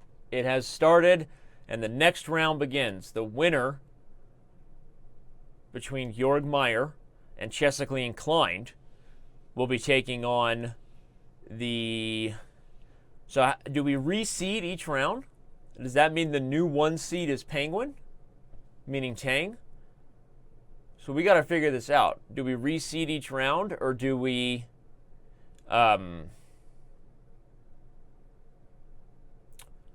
Do we reseed each round, or does it maintain itself? I have no idea, but we'll figure it out. Should be fun. Who got up to go pee? Meier got up to go pee. He took a break. But he's back now, and spotted his opponent a decent amount of time on the clock with that little bathroom break. That's pretty funny. Hey there, Lorgan. And Suyan Shadrick, Jeffrey Kai 2009, everybody hanging out in Chess TV chat, Finn Woods. Yeah, I mean, this is the closest one we've had in the first round so far, which is surprising given that Tang was playing a GM, but he just, he brought the heat. The second game was really what decided it, right? We saw that Last Seven Samurai had a chance. But to be fair, I don't think Last Seven Samurai was still streaming, so he kind of DQ'd himself, right? He disqualified himself by not streaming. You have to continue to stream. Those are the rules. So, okay. All right, well, Chess.com inclined has a great chance here. Just up a ton on the clock. So this is not going to be a runaway at all for Meier. If he doesn't lose this game, I'll be shocked, which means he's going to be down 1 and really have to work himself into a comeback. Okay, is he going to win this game? I would be shocked. He should have played Rook D1 if he had any chance. Now he just only has 5 seconds. There's just no way. Is he going to do it? You got to get the knight in. Oh, he blunders it. If he could have played knight f4, he might have had a mating net ensuing. But he didn't. So, okay. Looks like Meier's going to fall here with only a second on the clock. And Chess.com inclined. He's got a chance for an upset. So good for him. OMG. He almost had a chance to get a whole bunch of pawns. Meier there, but he struggled. And now he's got to make a comeback in this match. So, down a game. There we go. We might have an upset, everybody. Don't go anywhere. Right after this, the winner of this, I don't know if they keep playing, but we're going to figure that out.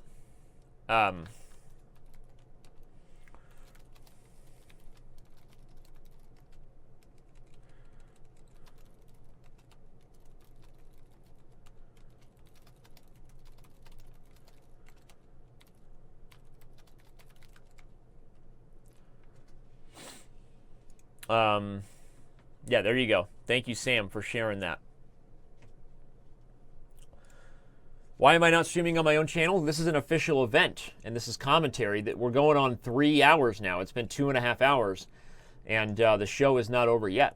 these guys are competing for big prizes and a lot of points as far as the Grand Prix system in Season 1 of the Arena Kings is concerned. So, kind of fun. Okay, Meier is, looks like he's about to bounce back here. Up 20 seconds on the clock and up the exchange. But all he does is bring the match level with that, right? Absolutely. I've done a stream with Bigfoot before. We had Bigfoot's first prize arena, the prime number prize arena. But yeah, Bicky and I will get together soon, don't you worry. Last Samurai is still streaming. Okay, cool. Okay, cool. So Last Samurai did know the rules. He was eligible. He just wasn't playing well against Tang. But okay, very good. Thank you for letting me know that. Diamond member Lang Lang, appreciate the support. Okay, Meier made this a little bit harder than it probably needed to be, but I'm going to assume he still takes care of business given the time situation. Just not a lot of time here. Now he can, okay, he should have checked and then pushed, but this is also going to be good enough. And Meier wins, bounces back, and just like that, we have a match here. Ladies and gentlemen, Meier trying to move on in the Arena Kings to join Alexander Lenderman, Andrew Tang, and Blitzstream, also known as Kevin Bourdie. Perfection ZXX, you keep saying all these things like I owe you something, buddy. I don't even know what you're talking about, man.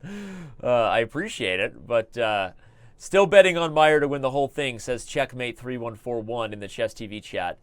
You know, I don't know. It's Tang or Meier, I told you. Those guys have been, to me, playing of the highest level today. I know that Lenderman's result would say that he was playing at a higher level in Bullet, but Alex just kind of stumbled toward the stretch. You know, he got a great first-round pairing, a little bit easier than Meier's here as Meier dropped a game. But I also get the feeling that this will be a Meier versus Tang affair when all is said and done. And I'm curious, again, what the pairings will be. Okay, so what are the pairings going to be?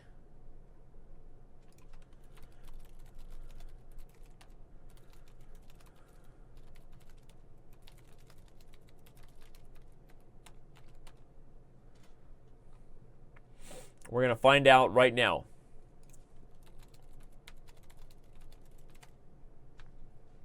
And it will start right away. Okay, so the next round pairings will be Andrew Tang versus Kevin Bourdie and Alexander Lenderman versus Georg Meier. And we didn't even mean to set it up that way, just the way the seedings went. You know, if both of those guys take care of business, we are looking at a championship match between Meier and Tang. So pretty exciting stuff here. I'm excited. All right. Meier again in the driver's seat. Another rook ending. This guy likes himself some rook endings. And interesting stuff. Only 3 seconds for chessically inclined. Moving as fast as his little feet can carry him. It's like when you watch a 2-year-old tell you, watch me go real fast. And they move their arms as fast as they can and their feet are just right? Going a little bit. No, I'm not trying to say chessically inclined as a 2-year-old. I just thought that was a funny reference, right? It's like when you're trying to go really fast against someone like Andrew Tang. That's how I feel. When I try to play someone like Andrew Tang, I feel like a toddler who thinks he's running really, really fast, but actually I'm not going very fast, right? And guys that are actually much faster than me in Bullet are just kind of laughing at me, you know?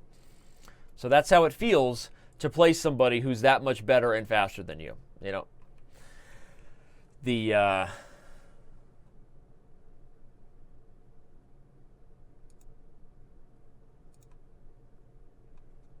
You should stream then, Platinum member Asheron.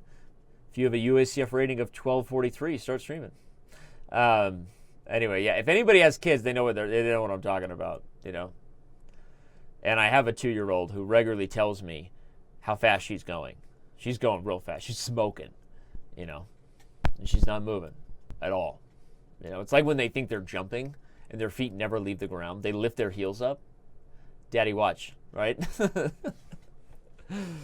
a preteen. I may look like a preteen, I hope. No, I don't want to look like a preteen. That's the most awkward phase of my life. D7. No, D7. Okay, Meier's in control. Queen B1. I was going to say bring that girl to B2 and then get the other rook over. Now he's going to lose D6. Okay, no, he's not. Taking D6 would allow knight takes F5. So Meier knows what he's doing here. Probably going to overwhelm the queen here. B4, I think.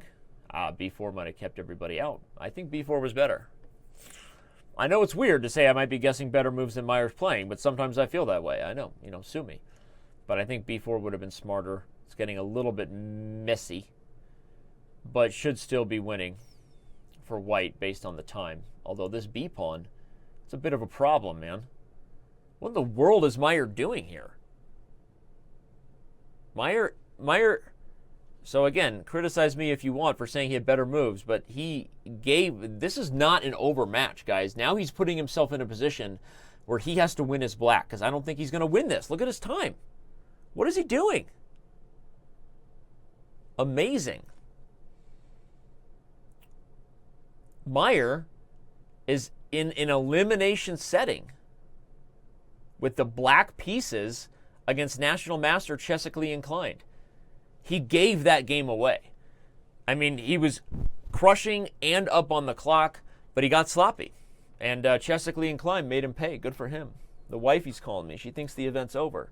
Why isn't the wifey watching Chess TV right now, right? Shame on her, right? Get your game together, honey. Watch the show instead of wondering why I'm not answering the phone. Wow, this is it, guys. I know you're thinking, what's the point in doing this? We just want all GMs. Well, this might be a point right here. This is a big moment. My personal pick, I think, to win it all. I think if Meier makes it into a match with Tang, I think he can beat Andrew in bullet. But right now, he is under the gun, currently worse in this setting. Up 10 seconds on time. But this is a good position for white. So, okay. Crazy stuff. Bring the bishop back to F1, I think. Just be safe here, buddy. You got to play fast. He's taking too much time. That was the wrong decision. He should have moved the bishop back to F1 just like really fast, I think. I think Meier's going to try to play like knight G4 and get an attack going. Interesting. Patiently building up for an E file to explode on. Patiently waiting for a track to explode on. Go get it. Get that beautiful butterfly. He takes A3. Okay, chessically inclined is falling apart. Bishop C6 or A6. Both overwhelm the queen. Very nice. Okay, it's over.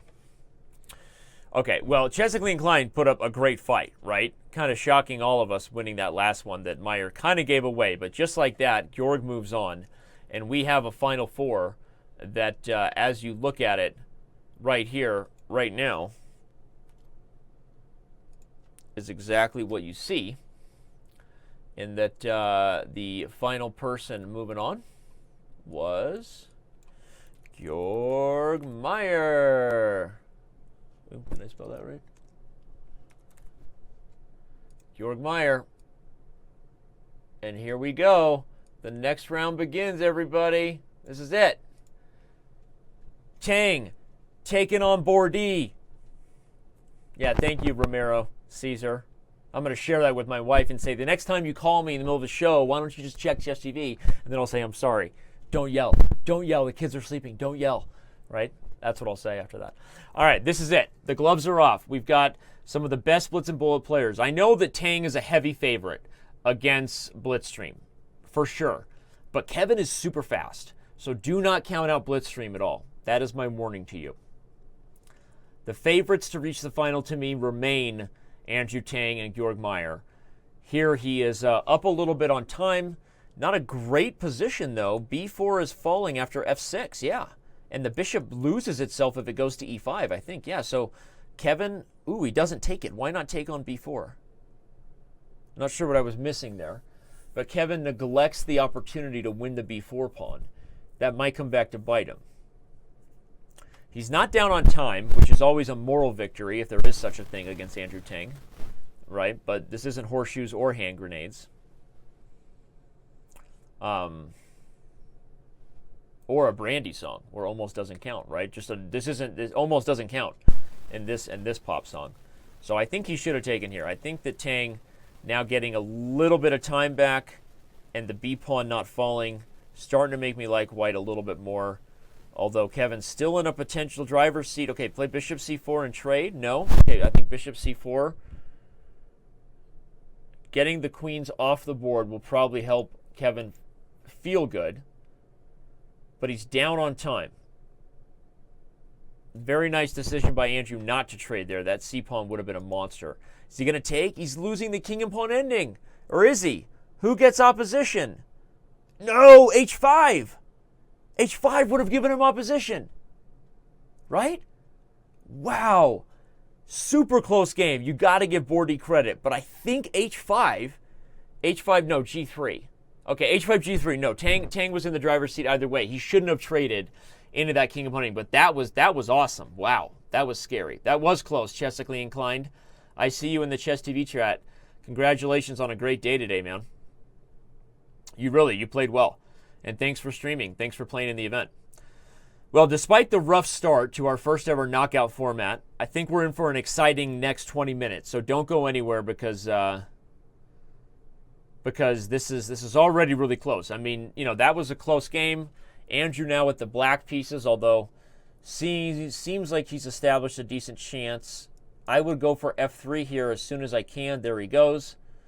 Kicks the knight out. No, not h4. Play bishop there first. Okay. Instead of g4, you could even slide the queen over first. But I like how Kevin plays here. He plays fast. I don't like that move. He can still slide the queen over, but that feels unnecessary to relieve that tension. You want to build on that. h4, h5, swing the queen over. Now he's going down a piece, and Tang is going to take this second game, which puts Kevin in a real tough spot, right? Given that he's down 2-0 and with the black pieces in the next round. So, but Kevin maybe had chances, and that's an interesting or a good takeaway, again, for all of our viewers to learn something there. There's no reason to ever take in those Dutch pawn structures because that bishop is bad. You want to leave that pawn on e6, and you want to build on your kingside potential there. That's like an easy bullet move to play to take there, but definitely a bad move. Okay, now maybe he has some last-second chance, brings the queen in here. Okay, he could have played bishop takes c2 for the record, because if the rook took, e8 was hanging, but he missed it, and now he's gonna get mated. So, okay, only a few seconds though. Somehow, some way, he doesn't lose just immediately, but now he does, down on time, and with it, down 2 games in this match. Andrew Tang is in full control right now. All 1,300 of you that stuck by us for this entire nearly 3-hour show at this point, we love you, baby. Thanks to all of our subscribers, all of our premium members, both chats, both Chess.com TV and Twitch Chess are having a lot of fun right here. Who says I have a hollow heart? Yeah, I do have a hollow heart. It's really weird. Yeah, totally weird.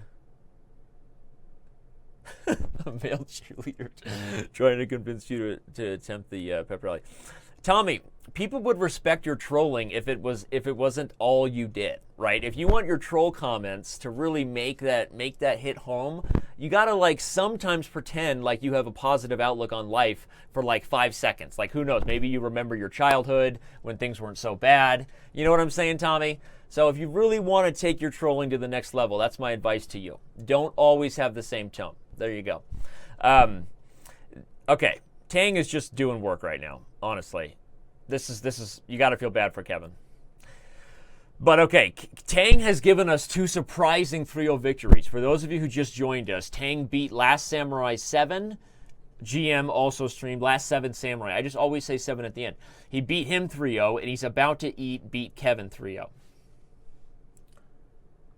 Lang, even if you're a Diamond member, if you spam my chat, I will ban you and mute you with 0 bad feelings about it. Don't spam the chat. Okay, we're muting you.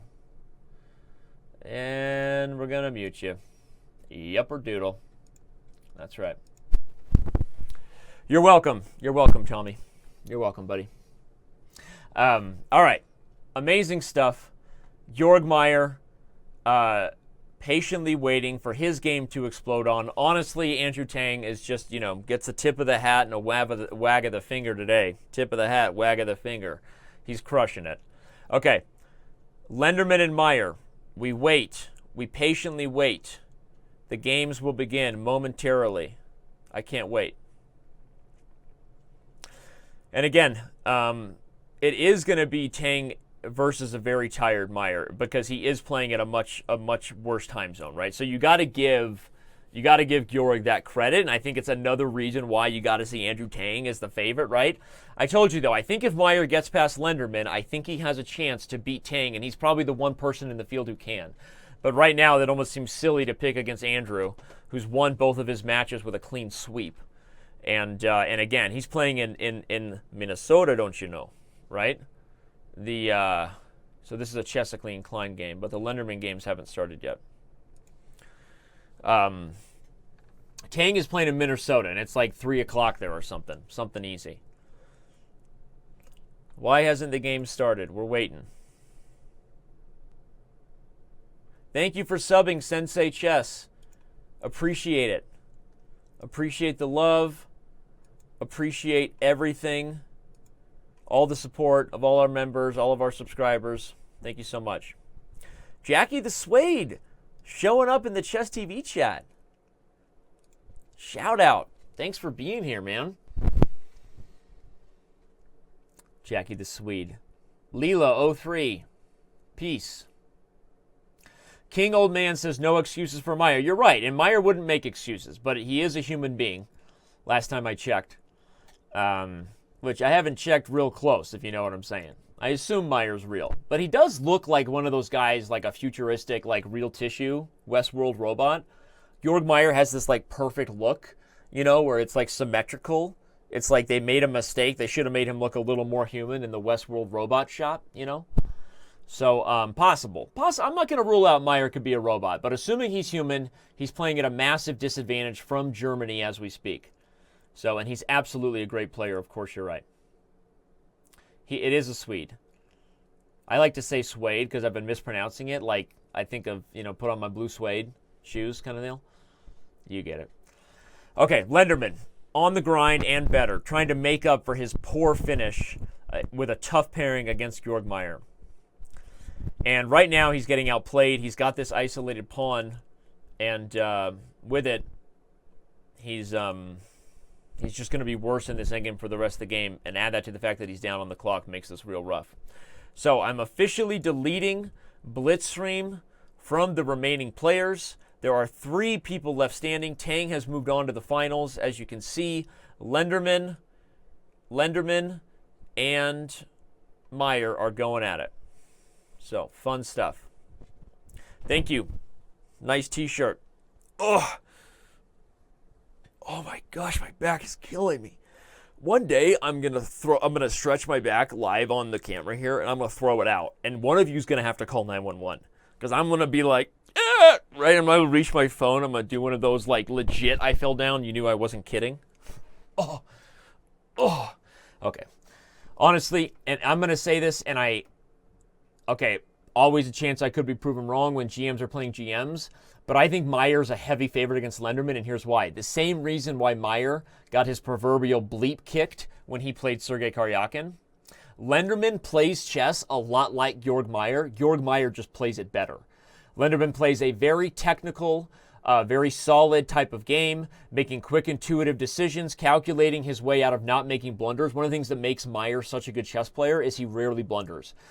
Without getting too much of Chess.com's cheat algorithms away, obviously everyone knows we spent a lot of time and effort on that, and I can tell you that Georg Meier is one of the most amazing, at least as far as accuracy goes, chess players we've ever analyzed on the planet, both his over-the-board and online chess games. And he is, but that style got him in trouble against Sergei Karyakin in last year's Speed Chess Championship. For those of you who remember, Meier just got killed because Karyakin also plays a very technical, he's a very good defender. He plays really solid, right? These are all the things that Lenderman does well, and Meier just does them at a higher level. So that's why I'm going to say I think I think that Meier is. So again, like we're getting a very simple game, right? You're going to get a lot of rook endings, a lot of simple stuff. But I think Meier is just that much better. Although, as I say that, he's going to have to settle here. He's going to have to settle on this one. Maybe he has b5. No, he has rook d1. King g2, yeah, defend the queen. Again, Meier plays Karpovian chess. He just avoids blundering. And in Blitz and Bullet, it's a really high level, it's a very accurate way to play chess. And so you see Meier puts himself in position where he can make a lot of quick intuitive moves. Right now he's up a few seconds. Lenderman plays the same level of very high level chess, but I feel like Meier's just that much better. So, all right, I've made my point. That's why I think Meier is just going to be better in these games and why I think he wins this little mini match. So, Karpovian Bullet. I don't know the Bigfoot opening. I feel ashamed to admit that. But look at Meier. I mean, honestly, this is exactly what I said. And again, it's Bullet. Any GM can beat any GM, but that's why I said I just think he's just that much worse than Meier at the exact same style. And I think it's just going to crush Lenderman, and there we go. He's just going to lose again. So that's the prediction. You heard it here first, and that's why it seemed... Well, I don't want to say the running with the Tiger's best strategy is not to lose, but I mean, it's better than losing, right? I mean, again, like Meier, Karyakin, like these are guys that are just super technical, and they have similar opening repertoires too. So again, sometimes you look at a guy and you would rather, like if you were Lenderman, you would rather be going up against even someone like Tang because they have like different styles of chess. Tang is a super great attacker, very good tactically, but he's going to mix it up and get different positions. Where if Lenderman can get a technical dry game, maybe he beats Tang, right? When you go against somebody who plays just like you, but just at a much higher level, it's just obnoxious. Wait, Meier must have just mouse slipped that. Look at that. Mouse slip. Mouse slip. Look at this. So Lenderman gets a game, but don't hold it against me, because my prediction, I think, is still pretty accurate. Meier just played the move knight to e4. You do the math. Okay. Now Meier's back to being white, but did he just give Lenderman hope? Did he just give Lenderman psychological hope? Who knows?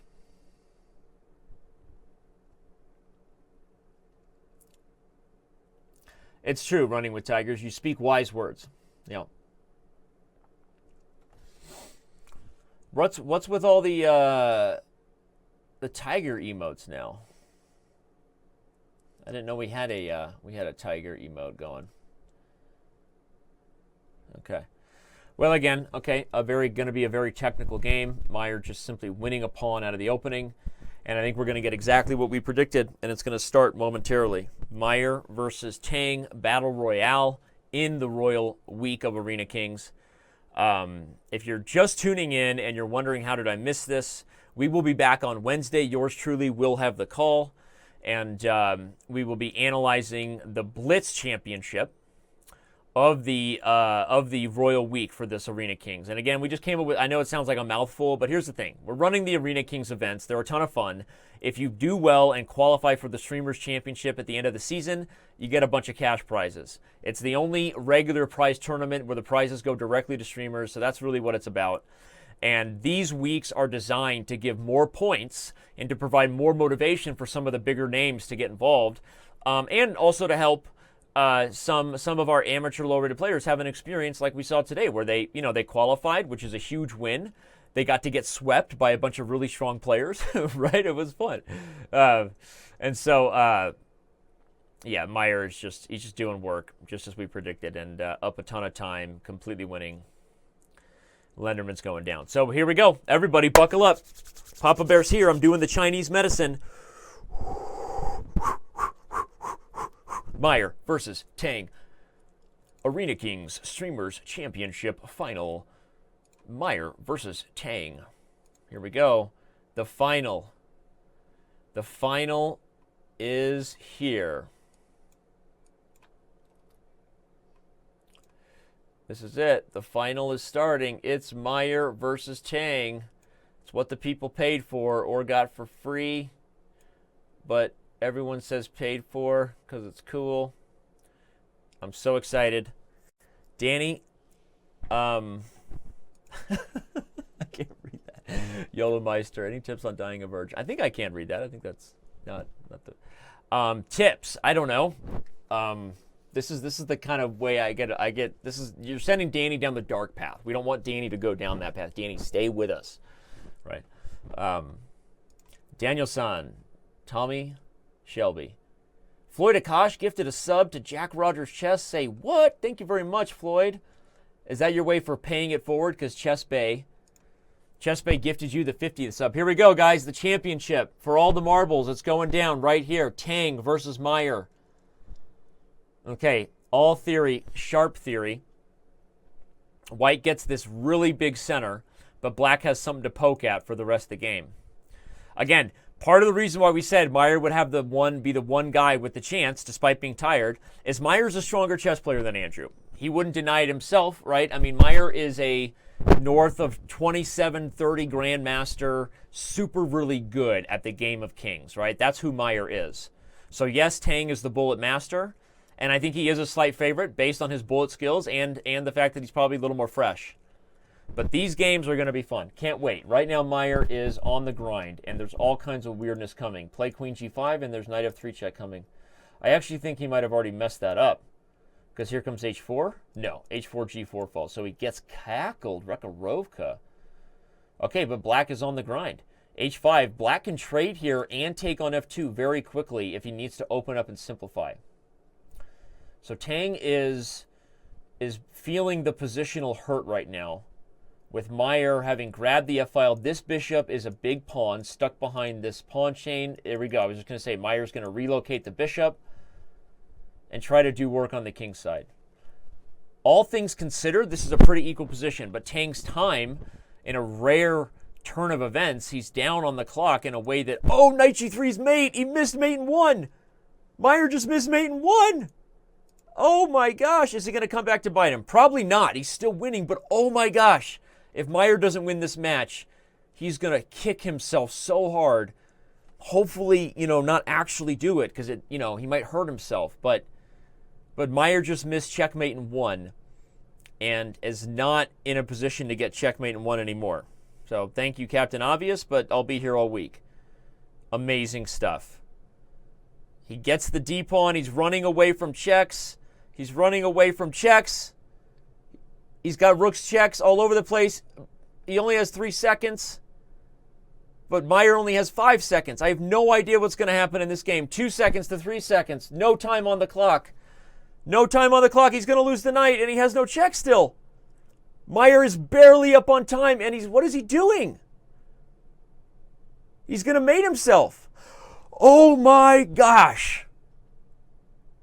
Oh my gosh.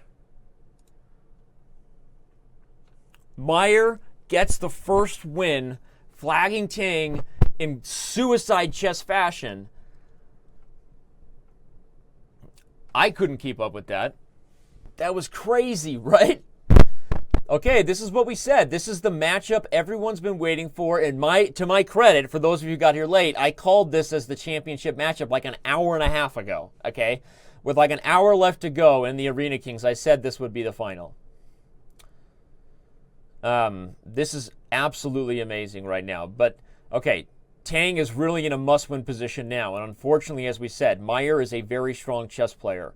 Tang's bullet skills, tend to not be, when you're playing someone who's that good, right? And Meier has a lot of experience in pressure money situations online. He's played in the Speed Chess Championship every year, by the way. Oh, no, he didn't play the first year. But Meier, look at Meier. Meier's doing work against Tang right now. He's holding on. Okay, currently equal. Okay, no time advantage this time around for Meier. So if he gets in a similar time scramble, don't expect it to go the same way. That's what Tang wants. And now he wants the dark squares, and with it, the whole thing. He's Bob Barkering this. Bring the knight around to D2 and try to eliminate. Nope. Queen C4, going to try to get the ladies off the board if he can. Now Tang achieves his goal, and with it comes pain on the dark squares. Meier barely defends that. Queen F3. White is surprisingly not busted here, despite Tang getting what he wanted. Again, the biggest advantage for Andrew remains on the clock. A4, okay, if he can bring the knight around here and trade, that's what Meier should be going for. Now he goes for it. I think he should have done that earlier. I don't know what else to predict here besides this is Tang's game to win, and it is a borderline must-win. I think he'll get it. Look at that. Dark square surgery gets some. Wait, was that rook hanging on c2? Oh my gosh, Tang blundered the rook on c2 and Meier didn't see it. It's just hilarious how these things work out sometimes. Okay, I think Tang wins anyway, given the situation on the clock. But he did put himself in the best possible position to hold, given that Meier was really down on it. But was that rook actually blundered on c2? I got to figure that out. I will figure that out the moment this game is over, which should be momentarily, given that there's really no time on the clock. Yeah, look at this. Look at this. Tang just blundered rook c2. So Tang has given up mate in one and blundered a rook. Meier has not taken advantage of either. Oh, man. This is exciting. Seriously. Hello, my Chess.com comrade. 31, I am here for you. I am your Uncle Sasha. I am with all my Chess.com comrades at all times, like spirit animal. I am animal. It lives inside your idea hole, where you keep them. That you put ideas in there, and I am there for you. I am like animal dancing around, like wolf, mask on my head, and I am dancing for you. Hello, it is I, your Uncle Sasha. Okay, there you go. There's your Uncle Sasha for the rest of the day. We got Tang in the driver's seat.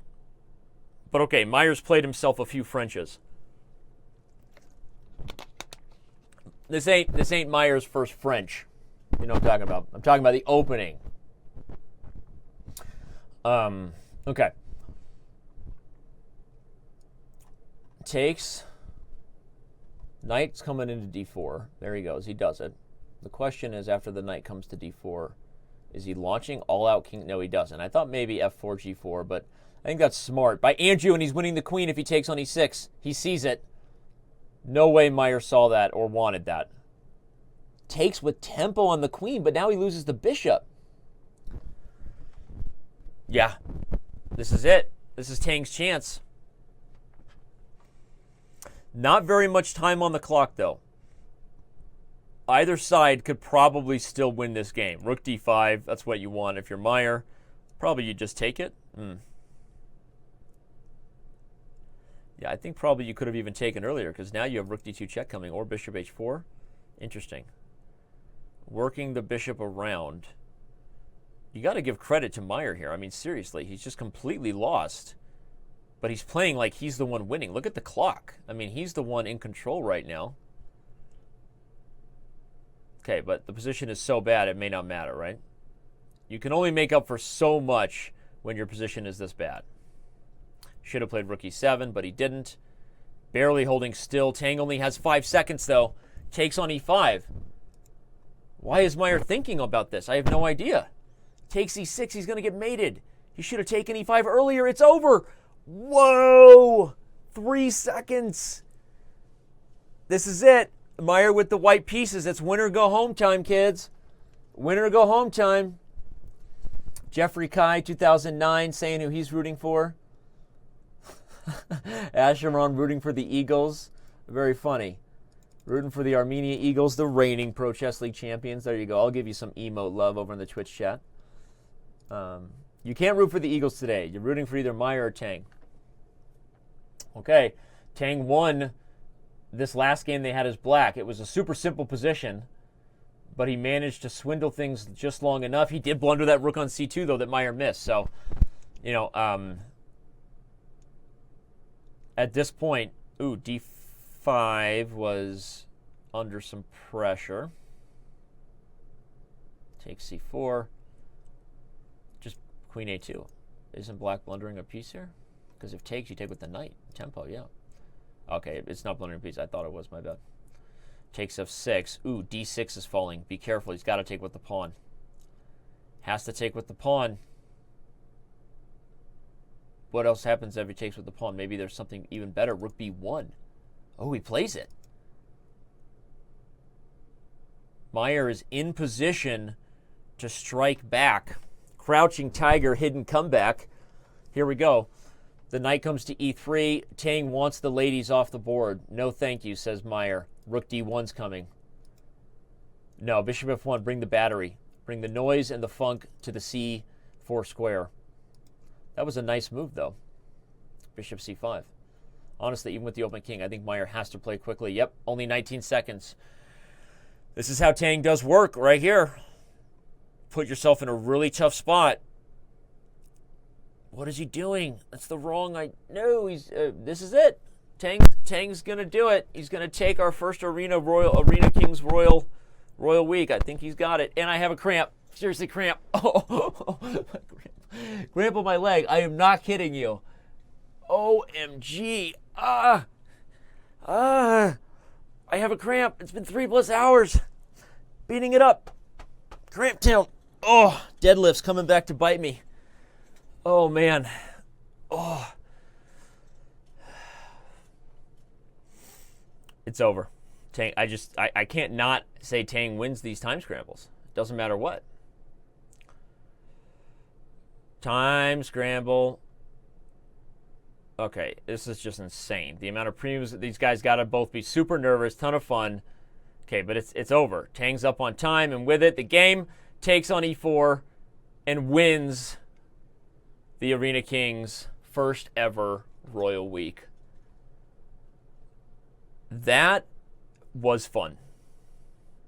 We eliminate Meier from our last second standings I made up today. Andrew Tang is your champion.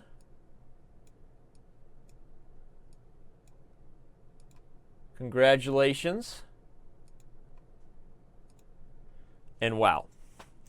I got to be honest, I think some of those games slipped away from Meier due to the fatigue exhaustion factor. It's just the truth, right? I mean, he's missing mate and ones and rook hangs. But again, Andrew does this situation, these time scrambles, better than probably anybody on the planet, right? And so from a bullet Arena Kings perspective, it was not an unsafe pick to say that the Penguin GM, Andrew Tang, would show up and win today's event. I mean, that's just the truth. So congratulations to Georg Meier. Congratulations to Alexander Lenderman. Congratulations to Kevin Bordy, the other members of that Final Four. That was fun. And man, that cramp I had, that was insane right at the end. Danny, will there be a William Shatner? I think I can do a Shatner, but I don't have the impersonation perfected enough yet. The practice. We're talking about practice. That's right.